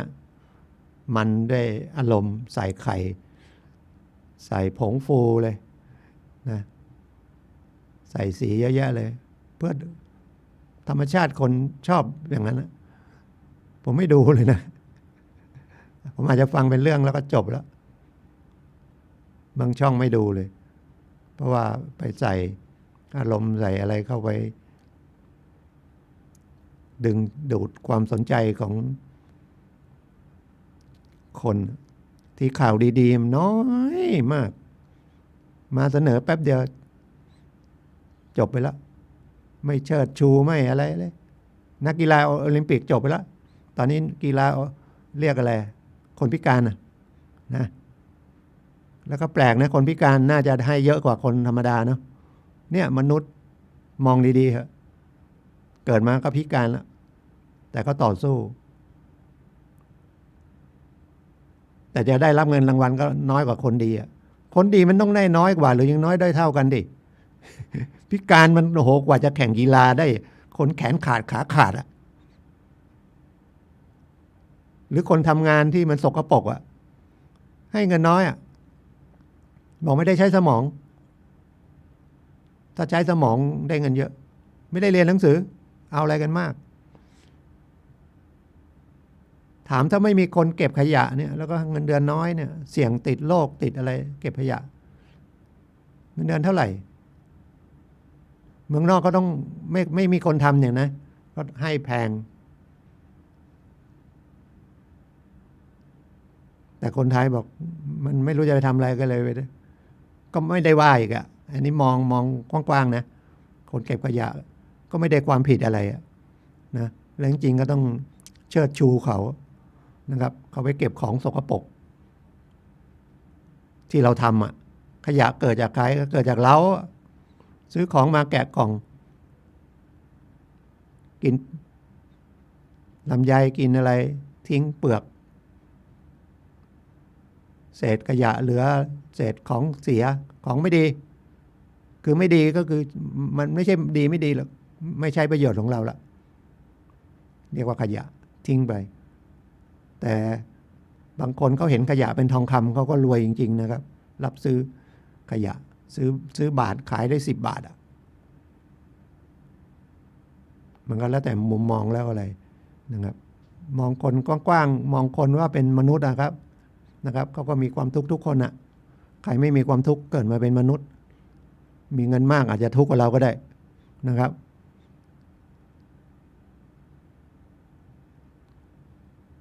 ไม่ต้องไปอิจฉาตาร้อนอะไรไม่ต้องอยากไปเป็นเหมือนกับเขาอะนะเอาตามสมควรตามกำลังเราอะสบายจะตายนะครับไม่ต้องไปดิ้นรนอะไรมากดิ้นรนมากสมบัติก็อยู่ได้ชั่วคราวเดี๋ยวก็หมดละมีเงิน100 ล้านจะไปให้ใครอะเดี๋ยวจะตายแล้วจะให้ลูกหลานเนี่ยมันก็ทะเลาะกันให้จะยกให้มูลนิธิก็มันดีไหมมันใช่ไหมยกให้นู่นเลยนะมูลนิธิของในหลวงอะไรพวกนั้นนะครับหรือให้กาชาติไปเลยแล้วแต่นะแบ่งให้ลูกหลานมั่งก็ให้กาชาติมั่งนะกาชาติก็ไปช่วยคนทุกข์คนยากนะครับก็เป็นมุมมองนะครับเป็นความคิดเห็นนะครับก็ถ้ามองพอมีการมองมีความคิดเห็นพอๆกันก็น่าจะฟังกันได้เนาะก็เสนอได้แค่นี้ มีประสบการณ์เห็นอะไรมาก็พูดได้กันนี้และอีกอันนึงคดีลุงพลก็เมื่อวานโดนแจ้งข้อหาฆ่าคนตายละก็แล้วแต่นะครับบุญกรรมอะไรกันมันหนีกันไม่ได้หรอกเชื่อเถอะครับเชื่อพระพุทธศาสนานะครับอย่าไปเอาแต่วัตถุมันชั่วคราวมันเป็นสุขจริงแต่มันก็คู่กันมีของเป็นทุกข์อยู่ในนั้นแต่ถ้าเราศึกษาพุทธศาสนาจริงๆนะครับมีแต่ทำให้จิตใจเราดีขึ้นนะครับแบ่งปันกันนะครับอย่างพอเพียงอย่างเงี้ยนะรัชกาลที่9พอเพียงบอกมาไม่รู้กี่10 ปีแล้วฝรั่งเอาไปแล้วนะครับแบ่งปันกันหรือผมไปเห็นป้ายที่ศาลคดีเยาวชนครอบครัวที่ลำพูนนะครับแพ้คือชนะขาดทุนคือกำไรรัชกาลที่9นะครับให้ไว้เขียนไว้เกี่ยวกับงานเกษตรไงแต่พอดีมันที่ศาลมาติดก็บอกถ้ามีคดีความกันถ้าต่างคนต่างยอมมันก็ถือว่าชนะทั้งคู่ถ้าจะเอาชนะค้าคานกันเลยผิดถูกไม่รู้นะครับหรือจริงๆมันก็ใช่เนาะแต่ว่ามันก็ทะเลาะกันมันก็เสียเงินเสียทองเสียญาติเสียมิตรไปหมดเขาบอกอะไรมันจะคมเท่ากับเงินมันบาดพี่บาดน้องหมดเลยนะความเป็นพี่เป็นน้องมันตัดขาดหมดคมเงินแล้วบอกขาดทุนเราเป็นองค์กรเราเป็นหน่วยงานราชการอะไรพวกนี้งบประมาณมาไม่ใช่ว่าได้งบประมาณมาจะต้องทำเป็นกำไรก็คือประชาชนได้ความสุขหน้าที่ของราชการทุกหน่วยงานนะครับให้ประชาชนเขาเข้าไปได้แก้ทุกข์เบื้องต้นก่อนนะครับเข้าไปก็ยิ้มแย้มแจ่มใสได้ช่วยเหลือไม่ใช่เข้าไปสร้างงานให้คุณเยอะนะครับเหมือนเปิดร้านอาหารลูกค้ามาเนี่ยคือลูกค้าคือเอาเงินมาให้นะครับแต่หน่วยราชการคนเขาจำเป็นนะครับคนเขามีความทุกข์นะครับเขาถึงไปหาหน่วยงานราชการหรืออย่างไปโรงพยาบาลอย่างเงี้ยนะครับฉะนั้นคนที่ทำงานอยู่หน่วยงานราชการหน่วยบริการทั้งหลายเป็นหมอเป็นพยาบาลอะไรเนี่ยต้องเป็นคนมีเมตตานะครับมีจิตใจเมตตากรุณานะครับไม่นั้นมันทำไม่ได้นะครับมันก็จะเจอเยอะเหมือนกันนะบางคนคิดว่าเป็นพยาบาลจะดีเป็นตำรวจจะดีนะครับที่ไหนมีแต่เรื่องไม่ดีทั้งนั้นคนทะเลาะกันไปโรงพยาบาลคนป่วยไปโรงพยาบาลคนแข็งแรงมีไปโรงพยาบาลไปตรวจสุขภาพก็น้อยนะครับเจ็บป่วยทั้งนั้นนำเชื้อโรคไปโรงพักก็เหมือนกันนะครับสถานีตำรวจศาลก็เหมือนกันเป็นเรื่องทะเลาะกันแล้วไป ตอนนี้ก็ออกพระราชบัญญัติใหม่ออกมาปี2000ที่จริงมันมีมานานแล้วตอนนี้ก็ออกเป็นเลยกฎหมายไกลเกลี่ยปี62จะให้ไกลเกลี่ยปณีประนอมกันก่อนไม่ต้องไปขึ้นศาลแต่ผมว่าวัฒนธรรมไทยไม่ไกลเกลี่ยกันนะถ้าจริงๆไกลเกลี่ยกันก็พ่อหลวงบ้านกำนันพ่อแม่แล้วก็ไกลเกลี่ยลูกเต้าได้สมัยก่อนนะครับเดี๋ยวนี้ไม่ได้ละลูกก็ต่างคนต่างเก่งนะครับ แล้วแต่ครอบครัวนะ เดี๋ยวจะไว้ผมว่าอะไรก็ไม่ดีสักอย่าง ดีครับดีมันต้องเยอะกว่าไม่ดีไม่นั้นมันจะอยู่ไม่ได้หรอกนะครับกำจัดคนไม่ดีเชิดชูคนดีอะไรอย่างเงี้ยนะก็เหลืออีกเดี๋ยวออกเหลืออีกประมาณ 4-5 นาทีนะครับเดี๋ยวเป็นรายการของพลังชีวิตก็ขอฝากเรื่องของสถาบันพลังจิตานุภาพหน่อยนะครับของหลวงพ่อริยังซึ่งสามณศักดิ์ครั้งสุดท้ายเป็นสมเด็จพระยานวชิโรดมนะครับท่านเสียไปละมรณภาพไปละตอนอายุ100 ปีตั้งสถาบันพลังจิตานุภาพเพื่อฝึกสม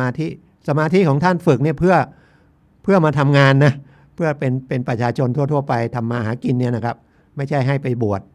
เข้าวัดเข้าวาอะไรอย่างนั้นนะครับเดี๋ยวจะเข้าใจผิดพอพูดถึงสมาธิบอกเฮ้ยต้องคน60เด็กๆก็ได้นะครับเพราะว่าคนมีสมาธิดีก็เหมือนว่าคนร่างกายแข็งแรงไปออกกำลังเพิ่มอย่างเงี้ยนะคนไปออกกำลังเพิ่มก็ร่างกายแข็งแรงขึ้นเจ็บป่วยก็ยากนะครับคนไปออกกำลังใจท่านใช้คำว่าพลังชีวิตก็คือฝึกให้จิตใจมันมีสติมากขึ้นก็จะได้ผลนะครับแล้วก็มาทำงานได้ประโยชน์มากกว่าทำงานสำเร็จเพราะมีสมาธิดีนะครับก็เป็นเรื่องของวิทันตสาสมาธินะครับเดี๋ยวก็จะไปเปิดเรื่อยๆเพราะว่าตอนนี้ทำให้สะดวกนะครับวิทันตสาสมาธิเนี่ยสอนออนไลน์ผมก็ยังย้อนกลับมาเรียนใหม่นะครับขึ้นเล่ม2ละนะครับมี3เล่มนะครับ6 โมงเย็นนะเริ่ม6 โมงเย็นถึง2 ทุ่มตามเวลาจริงๆนะครับแต่เราเรียนช่วงไหนก็ได้นะครับมช.ก็จะเปิดเดือนกันยาแต่ว่าปิดแล้วนะครับของสาขา64ของบริหารธุรกิจวิทันตศาสตร์ได้สัก 800-900 คนแล้วมั้งเพราะว่าแต่ผมเรียนที่ลำพูนนะครับมีอยู่80 กว่าท่านเรียนกัน6 โมงผมก็เปิดเทปฟังก็เดินจงกรมนั่งสมาธิแต่มันเหลื่อมเวลาได้อยู่ได้ทั้งคืนจนถึงวันพรุ่งนี้3 โมงเช้าเรียนสะดวกนะครับก็ฝากไว้นะครับก็ขอบคุณทุกท่านที่รับฟังนะครับขอทุกท่านโชคดีแล้วก็เขานัดฉีดเข็ม2อะไรพวกนี้ก็ไปนะครับวัคซีนเข็ม1เข็ม2อะไรก็ไปนะครับเพราะว่าทำให้ท่านปลอดภัยครอบครัวท่านปลอดภัยด้วยสังคมปลอดภัยด้วยขอบคุณทุกท่านครับสวัสดีครับ